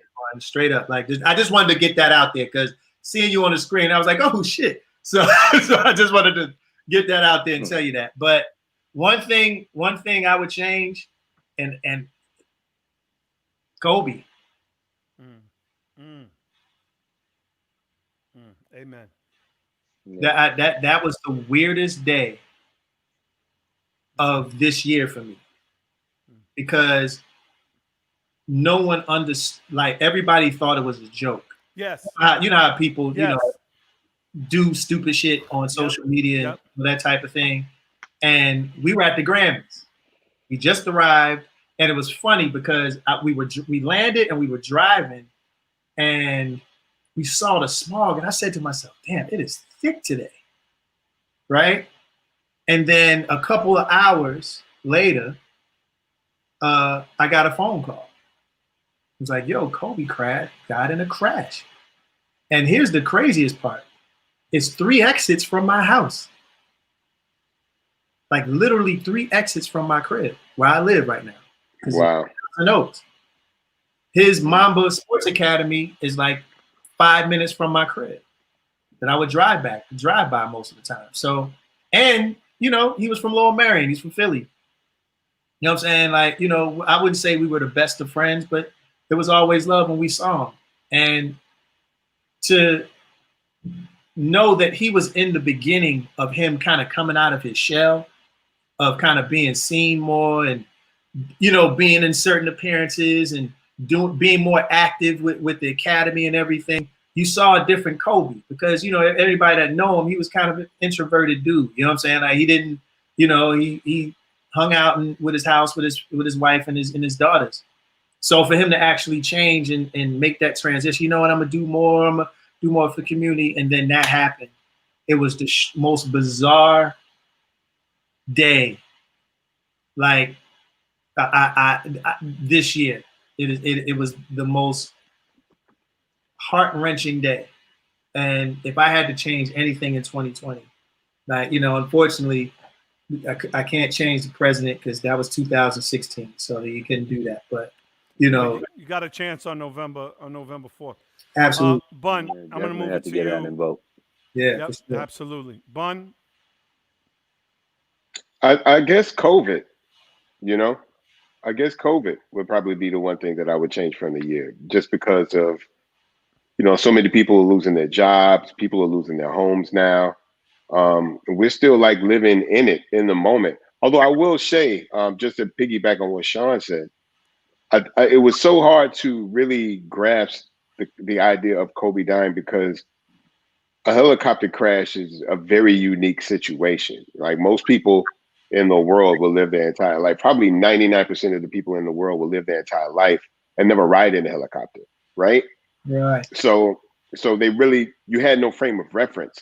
And it was just like, yo, Kobe Bryant just died in a helicopter crash. And it just was like, what do you mean? Like who, like, right. What does that even mean? Right. A helicopter could like stop playing, Yeah. So it was very hard. Like if it had been a car crash, right. Or a gunshot or something that we have frame of reference for in our lives, things that we've seen, like we know people who have died in car crashes. We know people who've been shot. We know people who died from diseases. We don't know anybody I don't know anybody in my family or in my immediate circle that even really rides in helicopters, right? Yeah. So it's very hard to grasp it and make sense of the whole situation. But I think for me, COVID, because I see a lot of damage being done to young children's psyche right now, right? Like you take the losses of the jobs, you take the people losing their homes, but just the idea of kids not being able to go outside and play, like it can be serious detrimental circumstances for that to the psyche of children, And I know a lot of parents who took chances just to try to give their children some sense of normalcy. Like, yo, we're going to go to the beach. Why would you go to the beach? You know what I'm saying? When nobody's doing what they should be doing. Well, I mean, I got to get these kids out of here. These kids are going crazy. They're driving me crazy. And I don't even know when we get. I don't even know honestly if we even get to go back to the way things were. Oh I no. think I think so many changes are going to have to be implemented right now Mm-hmm. based off of what we're doing. I think that like hugs and handshakes, like just good dap, like just getting some good dap from somebody. Mm-hmm. That's a wrap. Right. Right. I think there's an emotional connection that we're going to lose with each other as human beings forever, right? Because you're going to have some young people that grow up in the world just like they're anti-germs, like they're anti-physical contact Yeah. with people, you know. And I think that we haven't really, we're still in the first wave. Like, let's just be real. Yeah. Like the winter is going to be a mess. Yeah. Wintertime is going to be a mess, and not just from the medical standpoint of COVID. And God bless what you guys are doing with N95maskco.com. But I feel like I'm from the hood, right? So I know that crime goes up during the holidays. Crime goes up during the summertime and the holiday season. You know, that's just the nature of the way the world works. But now, like, there's going to be so many people who are going to try to find ways to do for their family and provide for their family right now. A lot of people are going to take a lot of chances that they wouldn't normally take. So it's not just the average, day by day criminal, people that live in that world and are part of a continual criminal element, right? I think good, hardworking people in this country are going to take penitentiary chances in order to provide for their family, because a real father is not going to sit there and watch their children and their family starve, right? They're not going to not bring something in that house for them for Christmas. Like, I mean, they're going to lose Halloween. I don't think a lot of people realize that. Nobody's going to send their children door to door for Halloween. Halloween is done. Right. That's true.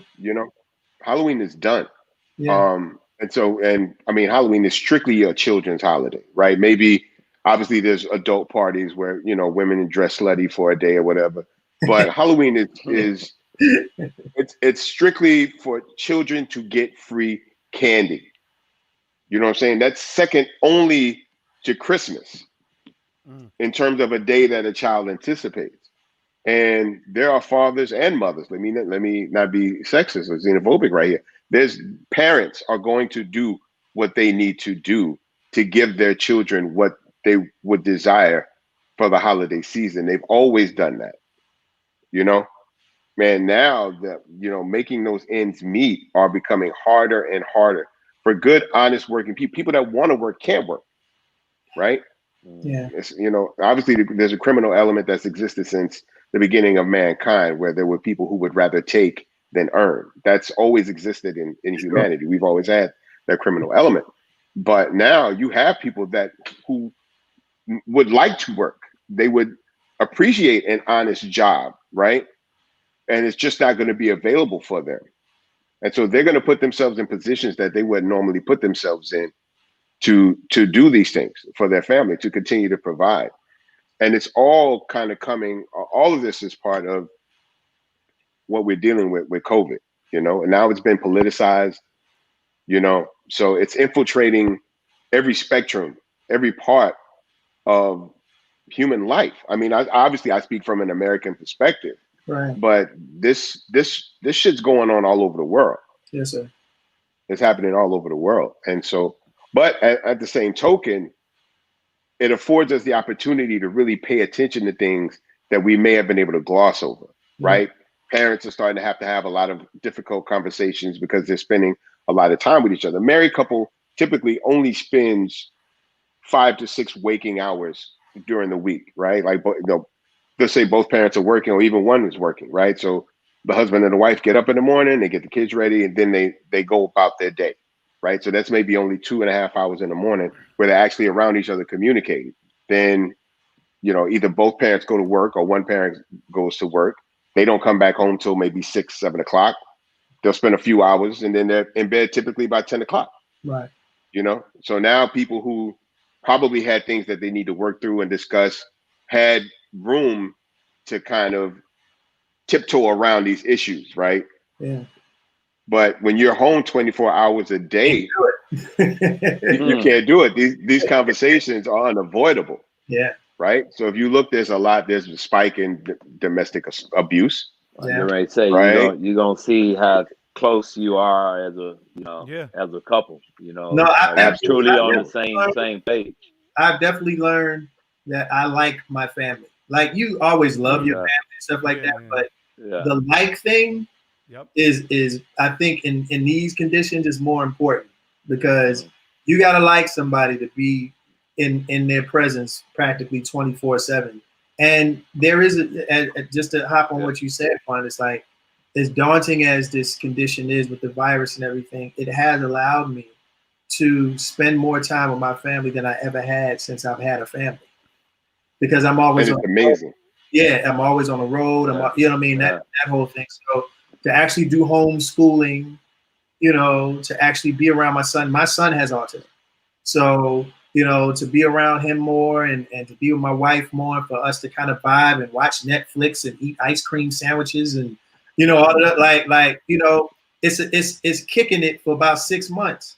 And honestly, and I don't want to sound insensitive, but it's been good for me in that sense because it has allowed me to be a father, a husband, and to actually just be around the family and for my kids to see me every day. So And that's also makes you a friend. It makes you your wife's friend. right, And you become homies. And not It's just a one- partner. right, Exactly right.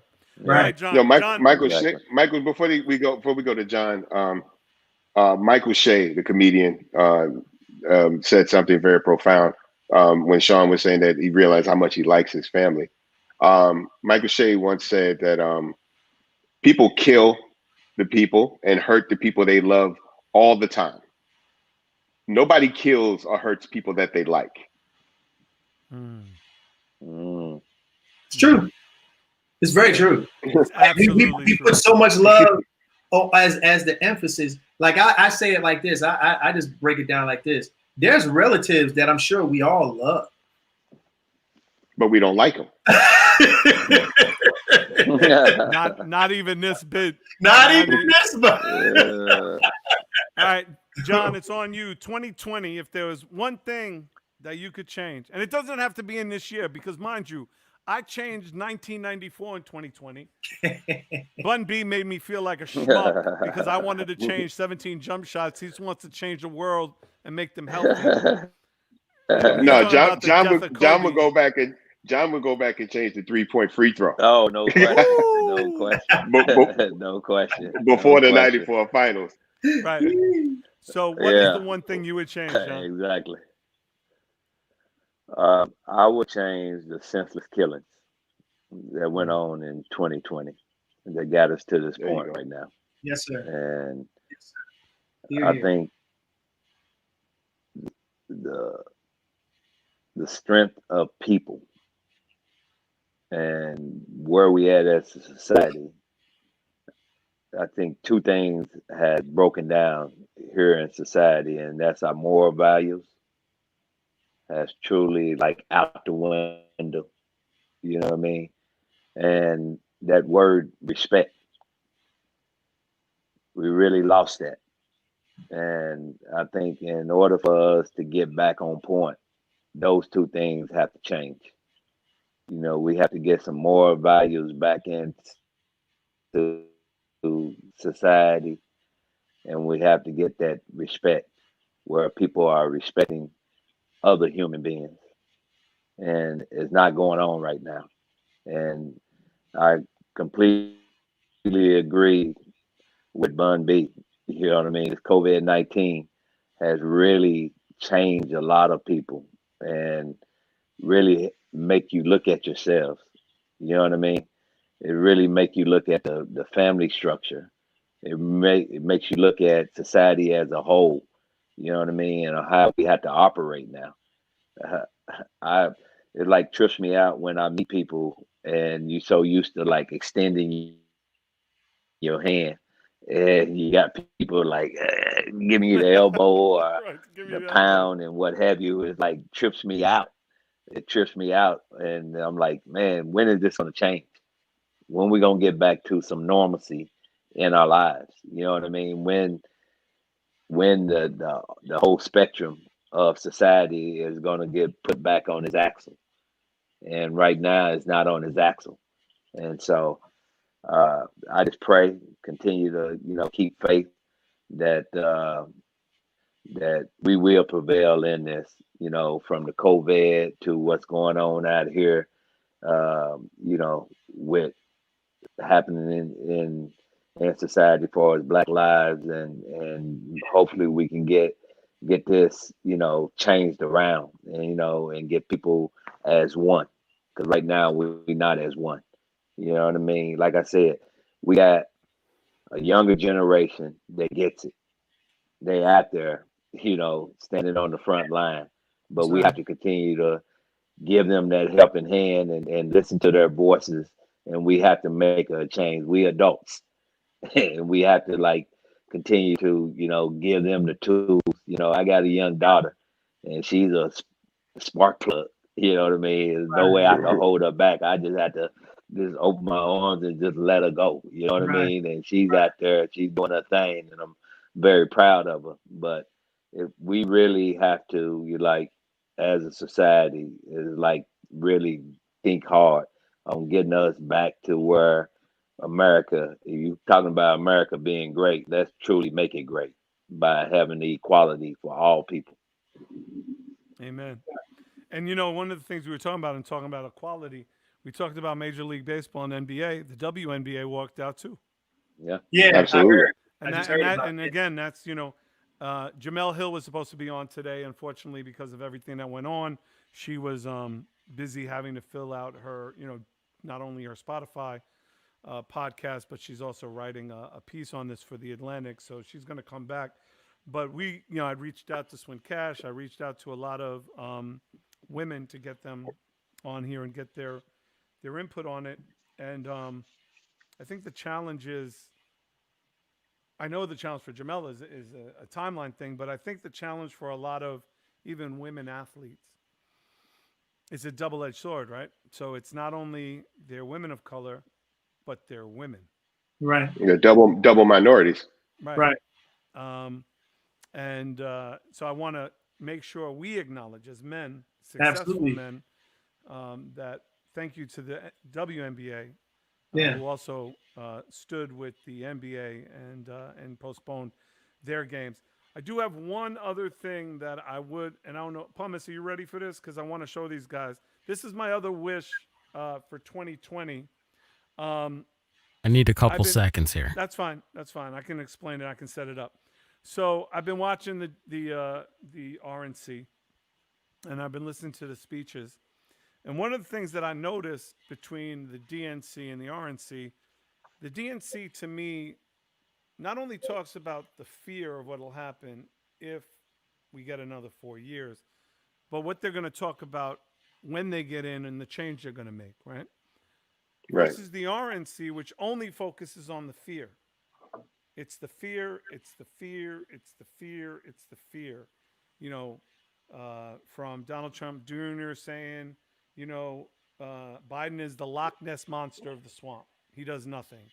To, Guilfoyle saying that, the Democratic Party is trying to steal your rights, steal your guns, steal your liberties, take this country back to a place that we don't want to be in. The two, and I'm sorry, white dumbass fuckhards from St. Louis who pulled guns in a gated community while there was a peaceful protest, who actually, they gave the audacity to speak at the RNC to say the Democrats are taking away the suburbs. If you, they literally said this verbatim, if you vote Biden-Harris, you will be giving away the suburbs. Now, Serch, who they talking about? No. I mean, really, like literally what you're talking about, Willis. And I think the dude's name actually is Willis. So what you talking about, Willis? And then, and it was on and on and on and on. So the one thing I would have changed is I would have liked to have added, Pumice, are you ready with this? I think this speech is important. I would have personally also liked to have added with these great speeches, Tim Scott, who, by the way, Senator Scott, the one line out of all of this, he said, my family went from cotton to Congress in one lifetime.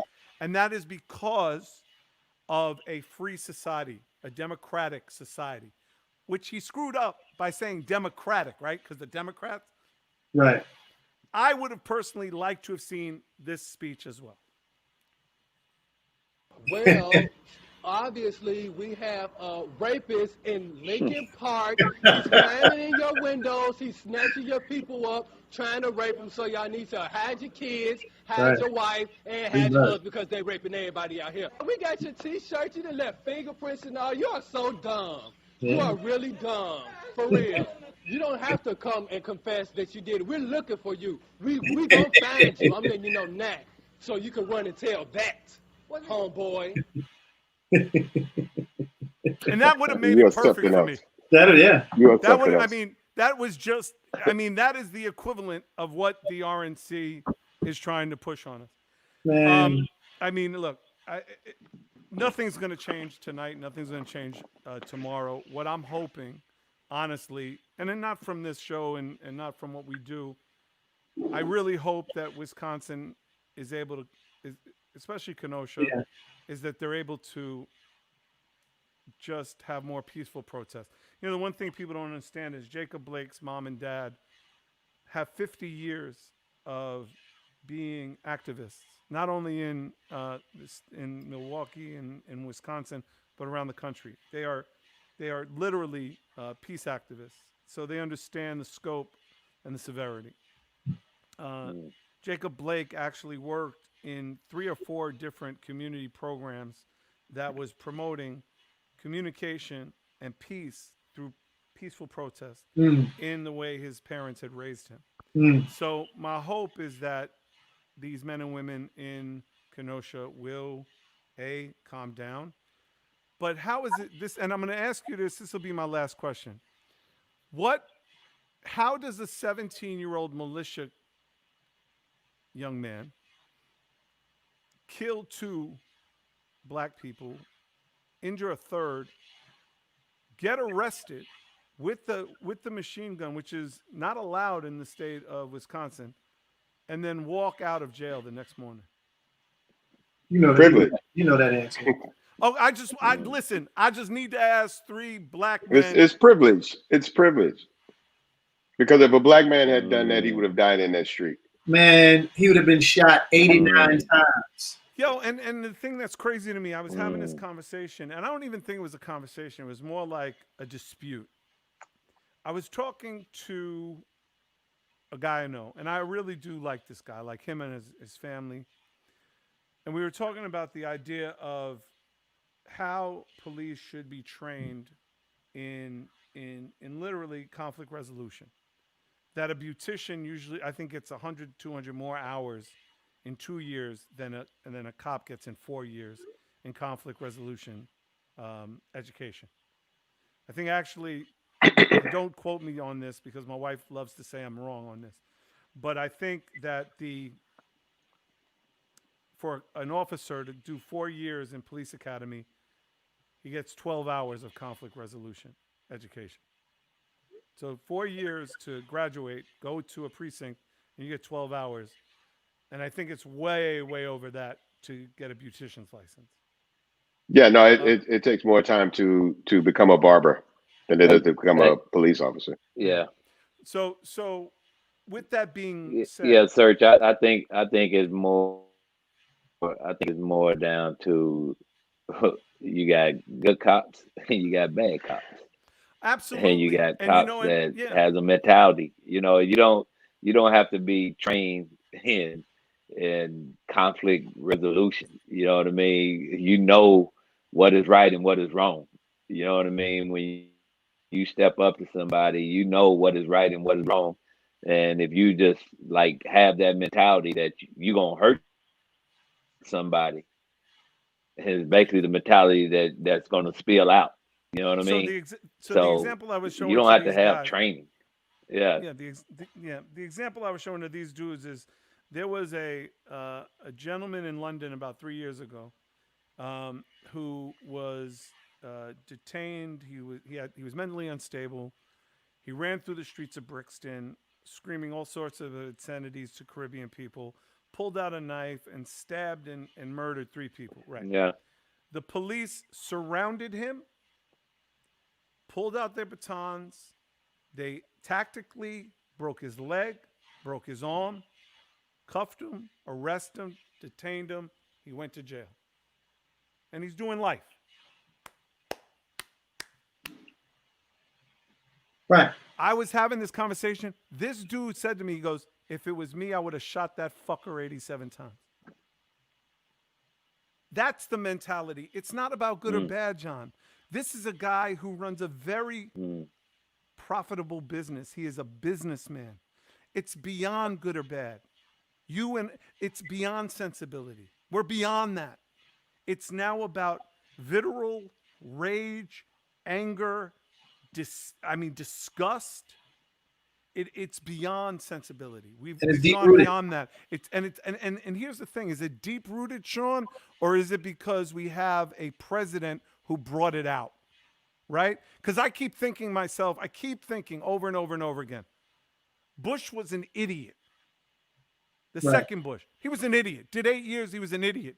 Had somebody throw shoes at him, which is the most disrespectful thing anyone could do in the Middle East.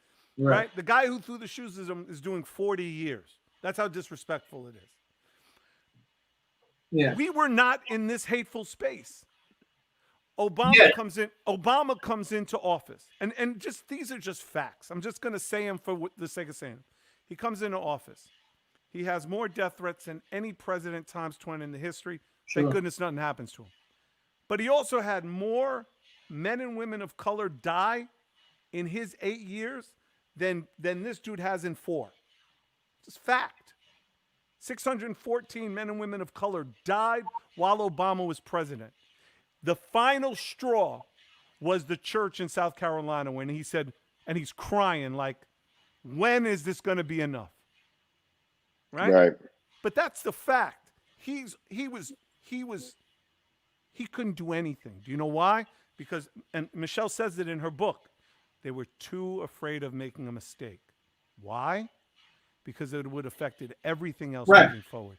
They were damn near frozen. Right? I personally believe, and this is just me, I want to be very clear, that this president,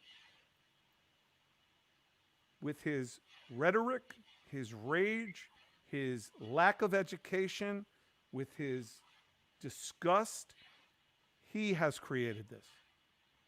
He personally has created this. I honestly believe in my heart of hearts that this would not have been this if it wasn't for this. I think we were on the right track. When you have a guy who can get on a bus and say, you can do anything you want, you can grab a girl's pussy, it doesn't matter, you're famous. And the next day in Oklahoma at a rally, women have signs that say he can grab my pussy anytime he wants. It's a wrap. Right. No, you're right. I mean, he brought those crazy people out their caves, and because that's how he won. He was a voice for people. So now we have to be the voice of not even the sensible, John. We have to be the voice of the people who are sick and tired of being sick and tired. Yeah. I think we said it. And that's my responsibility. Yeah, but I think it all goes back to like what I said earlier, is our moral values that's broken down. You know what I mean? Our moral values in society has truly broken down. You know, and my mother and my grandmother, you know, she used to teach us all the time about, you know, that part of our life have to be that way. You have to have a balance in your life. You know what I mean? And I don't think that balance is there right now. And obviously in society, that balance is definitely not there. Yeah. Hey, listen, I'll leave it at this. If Sean can have a plaque of Justin Bieber behind him, then we can all get along. I mean, at the end of the day, That, make a that's Christmas that's the album with literal you. picture. That's the literal picture of humanity right there. Right. Like that. Thank you. Yeah, there you go. There you go. That's the world. That's the world operating at its highest frequency. And hey, Justin's my guy. Like, you know what I mean? No, he's my guy too. He's a great kid. You know what I'm saying? But I love that kid. Like I love Yeah. that kid. But I'm just saying, like, we can all get along. If Sean from Philly can get along with Justin Bieber and make a Christmas album, then anything's possible. Anything's possible. There you go. Anything's possible. There you go. And There you please, go. John, please cop Nas's new album. Please Crazy. please go Bet. on. You go and cop that. Bet. You and your daughter now have something to listen to Word. together. Nas's new Okay. album is crazy. That's good Crazy. food right there. That's Yeah. good food. He That just is made good some- food. and it'll resonate with Yeah. both of you the same way. Yeah. Like it'll hit both of you the same way. That's the beauty of it. Yes. Yep. Yeah. And Beautiful, Bun, beautiful. you can check out Bun B's record, Living Legends, Word. with Kay Slay, Queen Mm. Latifah. Amazing record, Jada Kiss. Amazing Listen. record. Please cop Yeah. that. Hey, It's a Serch. great record. Yes, Hey, sir. Serch, I'm gonna tell you straight up, man. Like this has been an honor for me to be, on a forum like this, an open forum, talking to three intelligent men, people who I've admired in some way, shape, or form, and watched all of y'all do great things and inspired me. So let me say that it is an honor and it's a pleasure talking to all of you gentlemen, man. I hope y'all stay safe out there. Bun, love and safety to your family out there. And Thank you. Port Arthur. And Mr. Starks is an honor, sir. Serch, I'm gonna holler at you later. Yeah. And, Thank you, bro. and I love y'all, man. Y'all stay safe, please, please, please, man. Thank y'all very Thank you. And The feeling is mutual, Sean. The feeling is Hey, mutual. Sean, same here, bro. You got to get down and talk to Philly Youth Basketball Organization. Down I'm there. in. They would love to I'm in. have you. Yeah, they would love to have I'm you. in. As soon as let's- I'm able to let's fly make on the plane, I'll be out there in Philly. Let's mark the date, mark the time. Philly Youth Basketball featuring Sean Stockman. If he hits All right. one basket, it's $100,000 per player. Oh, I'll hit Just one basket. Yeah, whatever. I'll hit one. Dude, I've seen you shoot, B. I've seen your game, B. I'll Come on, hit relax. one.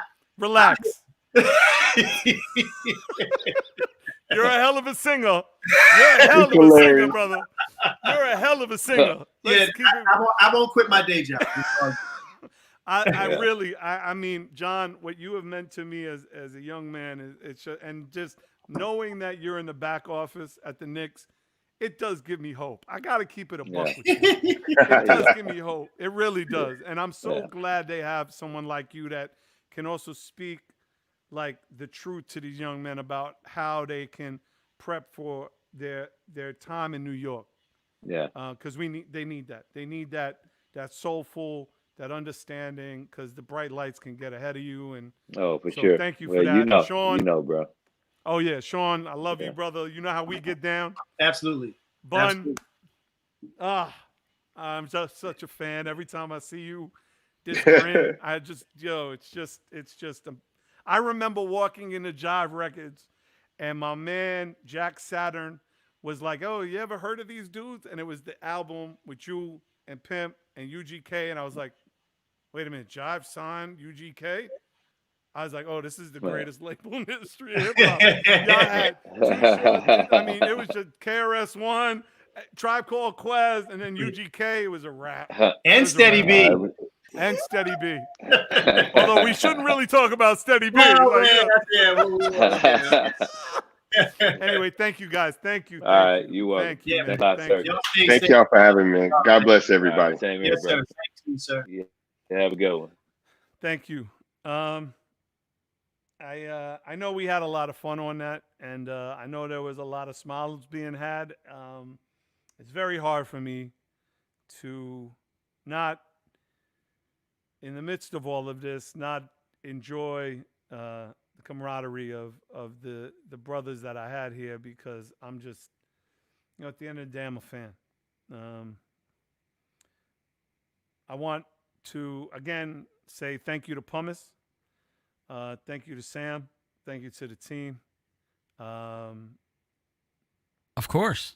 I mean, look, It is certainly challenging times, but I really have to say that you and Sam make my day so much easier.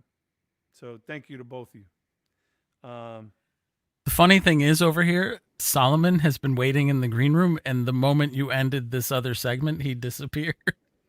I feel bad because I'm trying to, and I don't have his number, so I'm going to email him, which is difficult. What? And with all due respect, Solomon and Bruetta T, I mean, I don't think this was the appropriate setting, so I apologize to the Bruetta guys, but it's not a game, people. It's not a game. But we will just thank you. Anyway, Solomon, Sam likes the sound effects, I think. I do quite a bit. We'll have to get you some of those for your Hatsune Miku crack house. Oh yeah, you bet. Oh, you bet. Podcast. Yeah. But thank you to the Bruetta T guys. My hope is that next week Jemele Hill will be back. We'll be able to talk to Solomon about Dave Chappelle weekend and talk about the influence Bruetta T has. Plus the Dr. Dre fundraiser. We're going to talk about that. Dr. Dre, the original Dr. Dre from Original Concept and Yo MTV Raps, had surgery. There is a GoFundMe to help him raise money for his medical bills. And the guys at Bruetta T came up with a really amazing program that you guys can get involved in, where you can get some great tea, a great tumbler, and help a brother who helped us all discover hip hop in one shape or form. There's a lot of talk of Kobe tonight. I don't know, Pumice, were you able to download that card trick I sent you? I don't know. Yeah, I have that. Can we just show that real quick? I was going to show it to the guys, but can we show that? Sure. Thanks.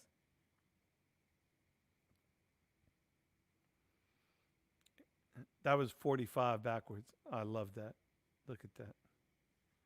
Yeah, there's something at the end that I can't read, but maybe it's upside down. I don't know. The time. This is amazing. Bing.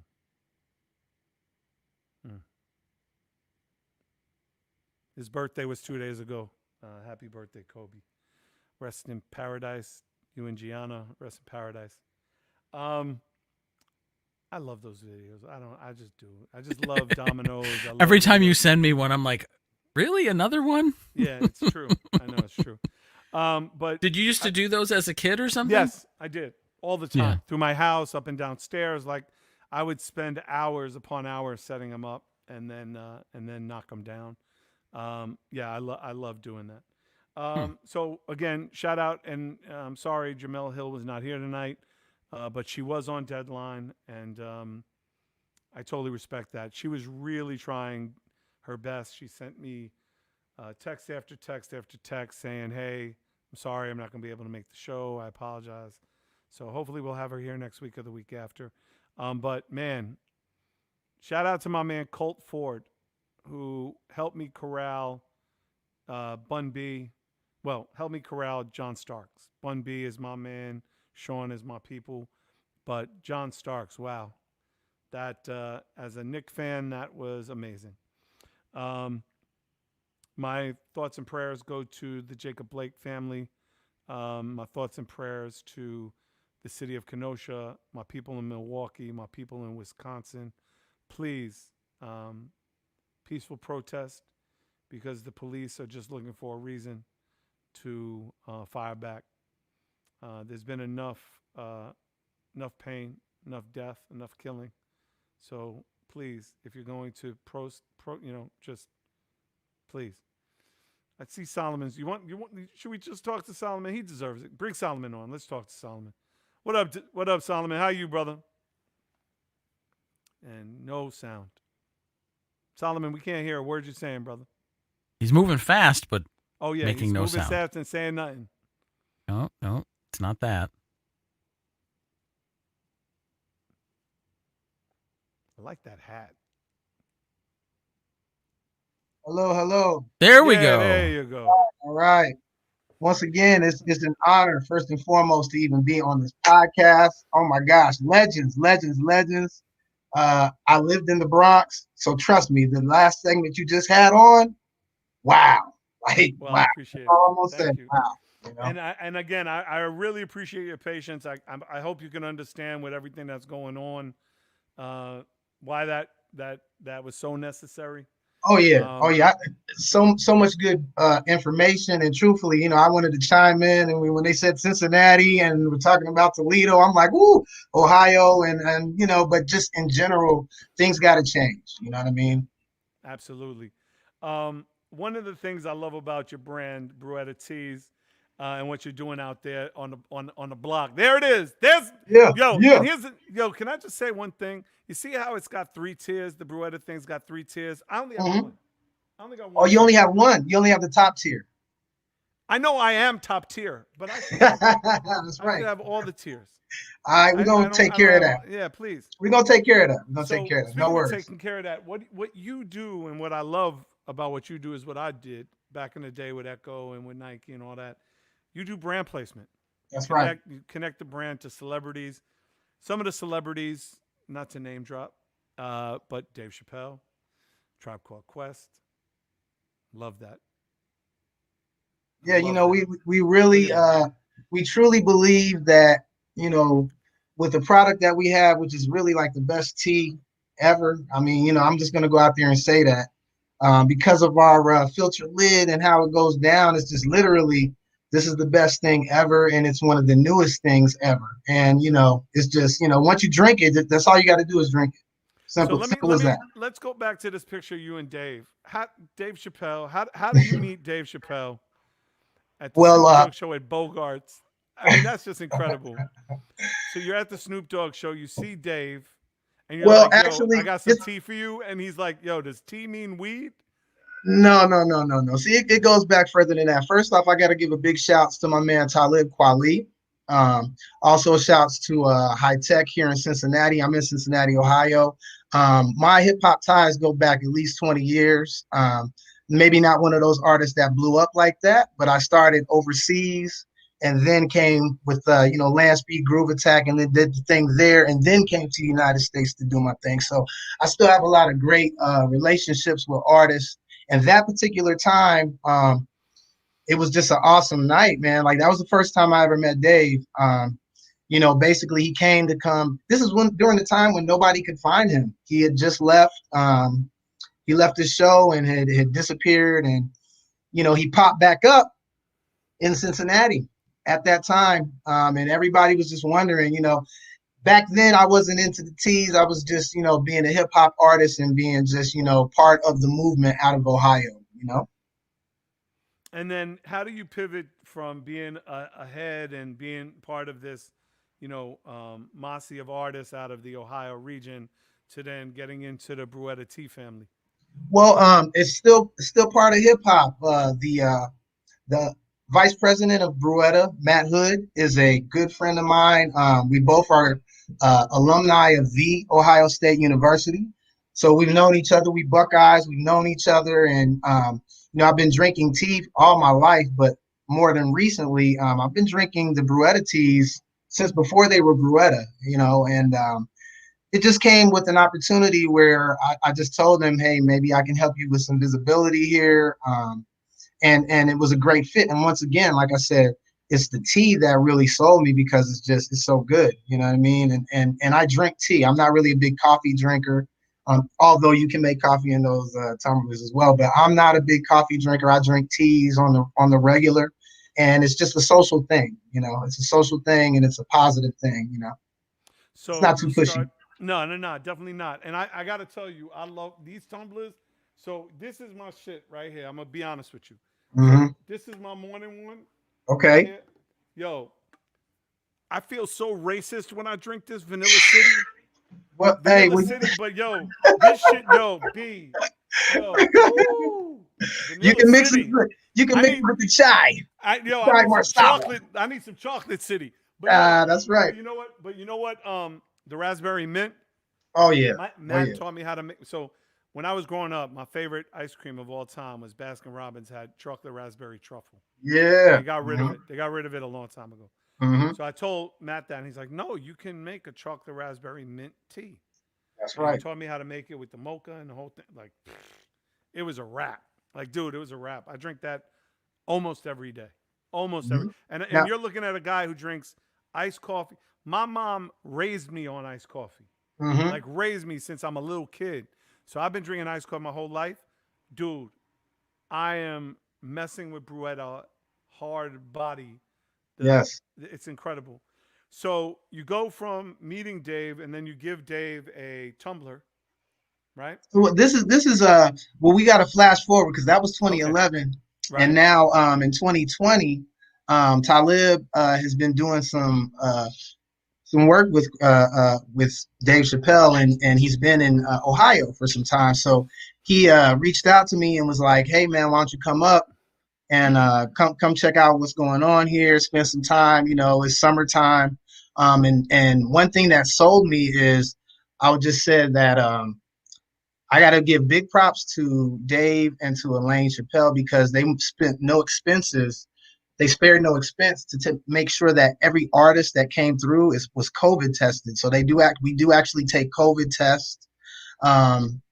It's a socially distant area.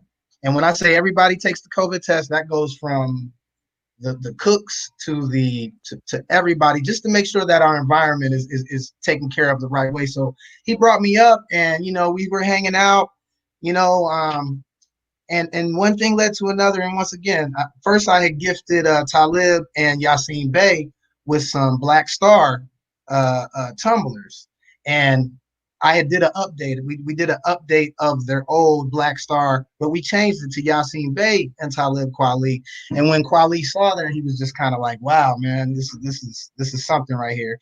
And Dave happened to see it too, but at the same time, we kind of made something for them to help him out. And man, just to tell you, it was just a great experience.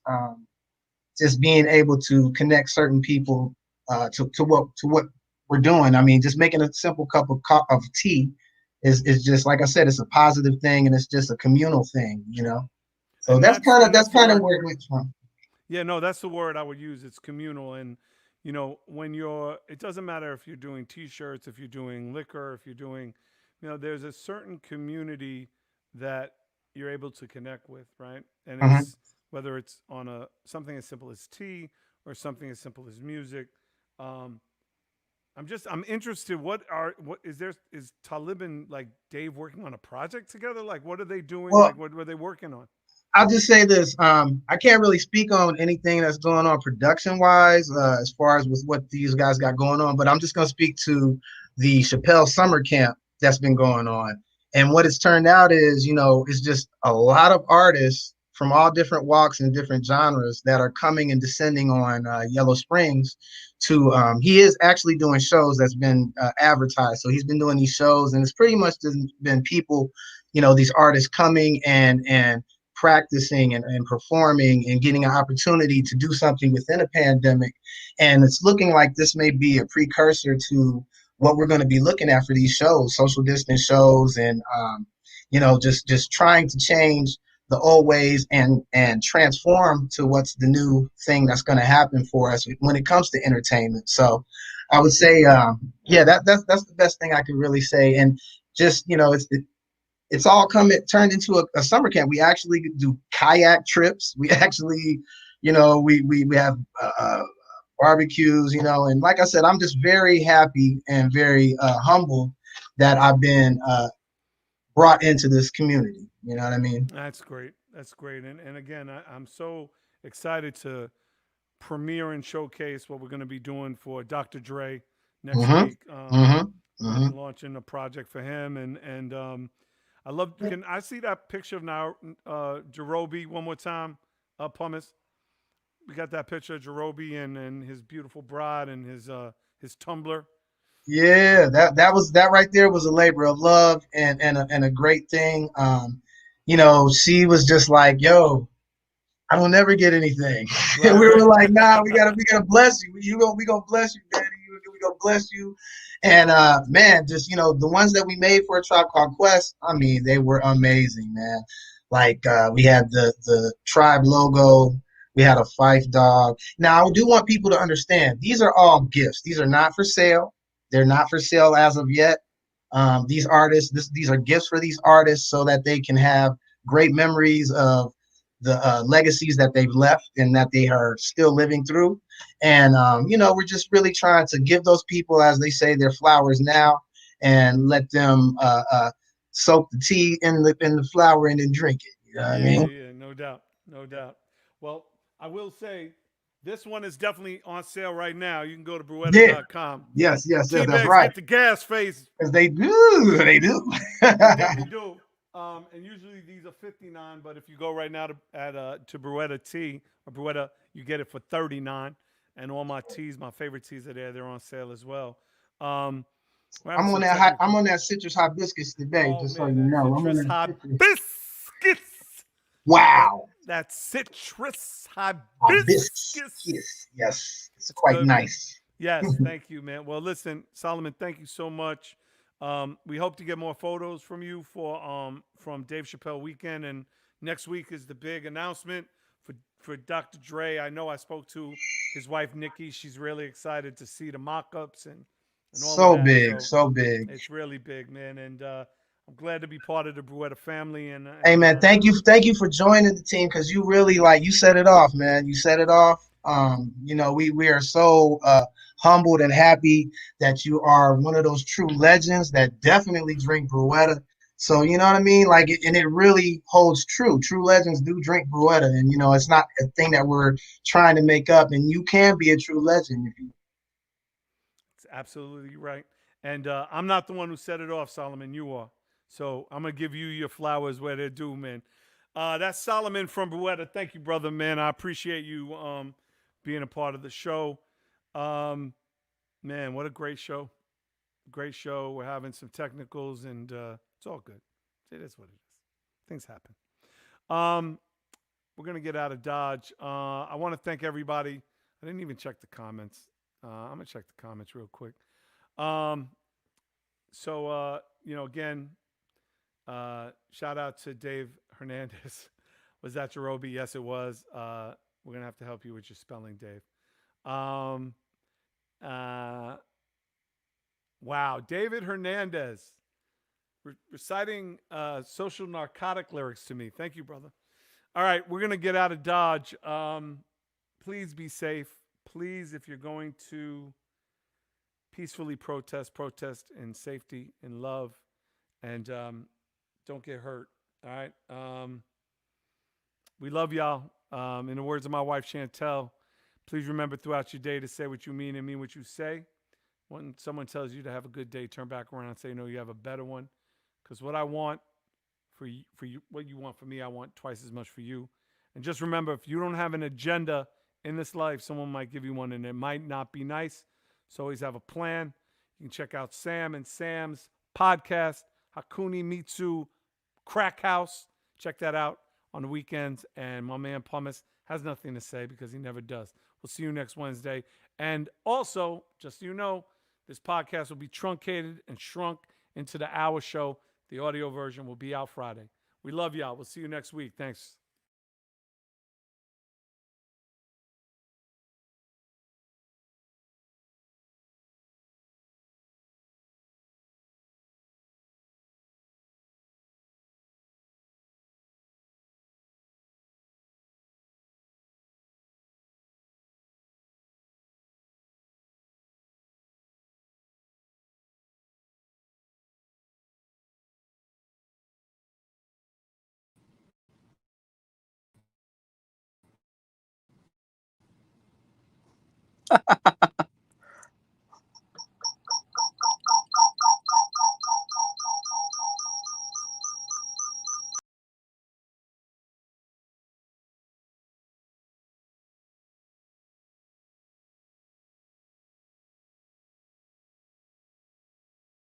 They tried to warn us. In the process, we have lost many lives. Respiracare, the only NIOSH N95 masks that kill coronavirus and other harmful pathogens. 4 layers. An outer layer traps contaminated droplets. Antiviral layer to destroy pathogens. Filter layer stops fine particles up to 0.3 microns. And the inner layer for final protection. Respiracare masks kill 98% of some of the deadliest superbugs tested. We are a mask, and we want to protect those who put their life on the line, one mask at a time.